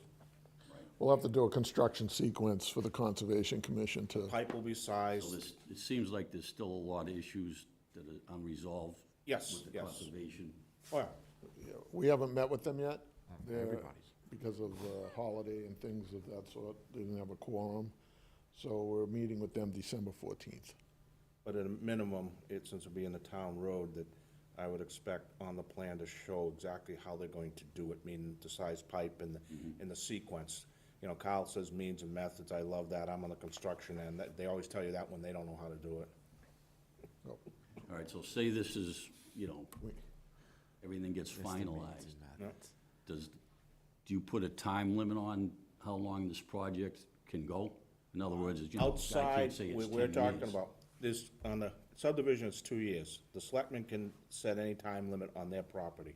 They could tell them, you got a year, you got 6 months, it's up to them. By stature, a subdivision, it's 2 years. But because he's gonna be in the town doing town stuff, they can set it to whatever they want. To me, it will have to go in front of the selectmen, and that would be and I know you're interested naturally, it's like, I'd like to see it be done in the first season from May to September and done. Right, we'd like to do it all at once, so. Because you're gonna have, all right, you're gonna have all this utility work, paving, tree removal, the construction process. You know, the Everything one can you be done did before you get in back. behind there, that took forever. You brought up, a point is, would they feed the utilities on the ground, do you know, Kyle? Or would I think we Eversource call, go? sewer doesn't, Sewer, you're on the other side, right? yeah, but it's still, it does connect through, so. It does, the sewer's gone through there. Okay. Get that, I'm just thinking of Eversource, they're gonna throw, Is there a gas line that's gonna go through No, there? no gas. No gas? No. No, and plans do not show, I don't believe they show the underground utilities. So that's another waiver, Another waiver? yeah. Underground electric telephone cable, I should say that. Obviously, there's a water main in there.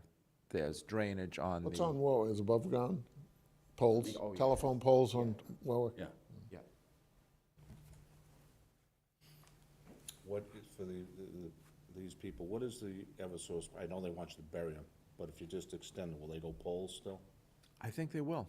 Yeah, I don't know, poles might be a little easier getting through the culvert, but, Yep. or you just, what you do is you put another pole on, right here on private property, and then you go underground from there, Yeah, currently, there's a light pole on the corner, right here, right? right there. Yeah, so maybe we can go to a pole here and then go underground to the houses from their point. So does all that road work all have to be done before any demo happens? Could you Or come are up they to the gonna use microphone, ma'am? Yeah. existing home? Just so that we get you for the record, plus you can watch yourself later on cable. Well, Kate and Randy Bendis, we live kitty corner, right on Warwick Road. Over here? Right over there, yep. And same thing, I was there when you guys put the sewer line in years ago. We have and there was- photos. And it was a nightmare, because they determined that brook was a tributary They to the stopped it Napontet. partway. And they stopped partway, and they put all the riprap in there, because it's a big berm, they put a big berm because it overflows. So there's a huge water issue there. Especially in the spring and in the summer, like you said, this year was dry, but last year, my backyard, you couldn't even walk in it. It was total swamp.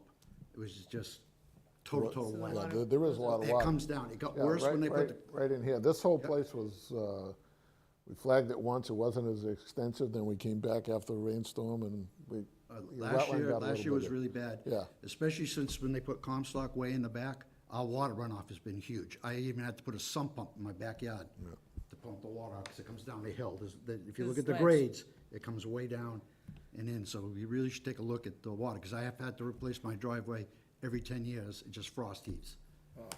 So That's the water's wa- very, the very water's shallow shallow. there. Which is your lot again? See, he's right here, and Right. and this drainage, or the stream, runs up in this area along his property, and so if it does overflow, it is gonna overflow on your Yep. side, because It doesn't. this is all upside, and then this is downside. That's so- when they were putting the sewer lines in across Oh, yeah. there. They put all riprap in, they talked about it, they burned it. They did everything in that area on it. Sewer line, what, about 20 years ago? Oh, yeah. Yep, That was for Comstock, right? yep. See, here's the difference, that was a private guy doing that, not the town. If it'd been a normal town, you would've seen a lot more Yeah. proper engineering of it. It was tough. But It the was a tough. whole Warwick Road extension, it was, I mean, it's maybe a public road, but they treated it and they covered it, they never cleaned it up. It was for at least 6 months. Yeah, well, it'll be in better condition when we're done, for sure. So where is the construction access? I assume through their property, the people on Summer Street? Or do we have to deal with? Right now, this is the It's gonna come construction up. access right now. So you have to build all the culvert work and do all that before they go in and take Yeah. down trees and excavate? Well, yeah, we don't have access, but I mean, there's ways to get over that, but we would probably I think put the road in biggest thing first. there is to look at that grading. There's a big berm right where that Yeah. stream is. Yeah. Grading is gonna be an issue. And going back to what you said on the sidewalk, please put them in. Right now, the sidewalk is in disrepair, but a lot of dog walkers, a lot of kids on that street. And when we come down the road, we're actually on the other side of the road, because they're in the street. So if you could do anything with sidewalks in the area, I think that'd be really helpful. Carl, I don't know if you've looked at the culvert pipe, whatever it is, have you?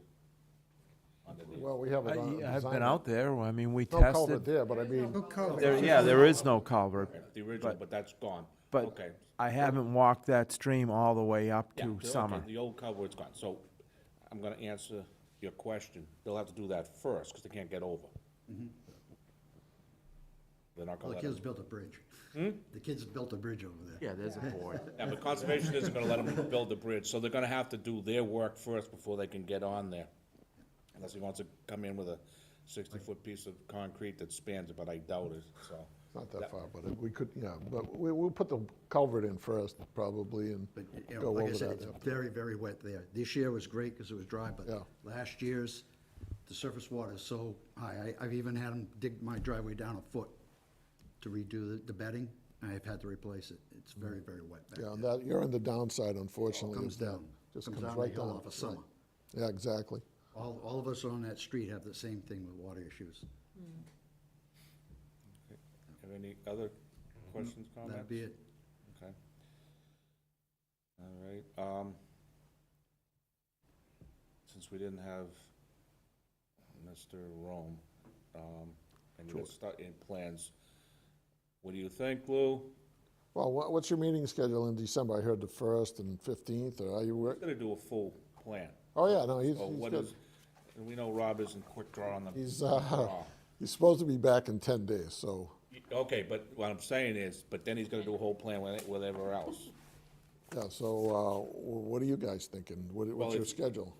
Well, we have, the only meeting we got in December is December 1st. You Okay, think then we're we have just- to go to 5th, then, January 5th. Okay, All right, I don't, we need extension?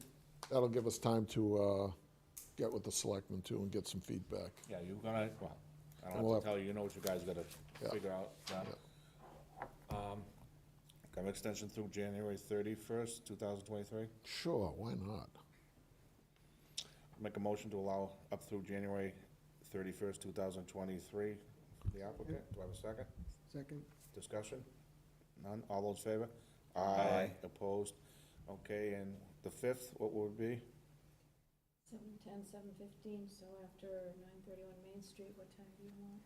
Whatever the next 10-minute block after Go that. past 10. 7:20? Okay, we'll continue this to 7:20 on January 5th, okay? And just so you don't think there's 5 minutes in between, we do that because some people don't come in, and if we made it a half hour, we'll be sitting there like this for a half hour, so. So we'll pick it up then, okay? Okay. Maybe you shouldn't bring Truax with you. You seem to do better. Thank you. Good night. Goes a lot quicker and everything else. We'll Well, usually, these guys walk, here's my card, just in case you want to give me a call sometime, all right?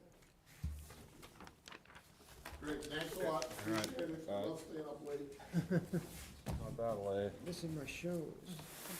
Okay, we're all done, right? Yeah. Yes. Yeah, I crossed off everything. Okay, make a motion to adjourn? Second. Second, all in favor? Aye. Fifth.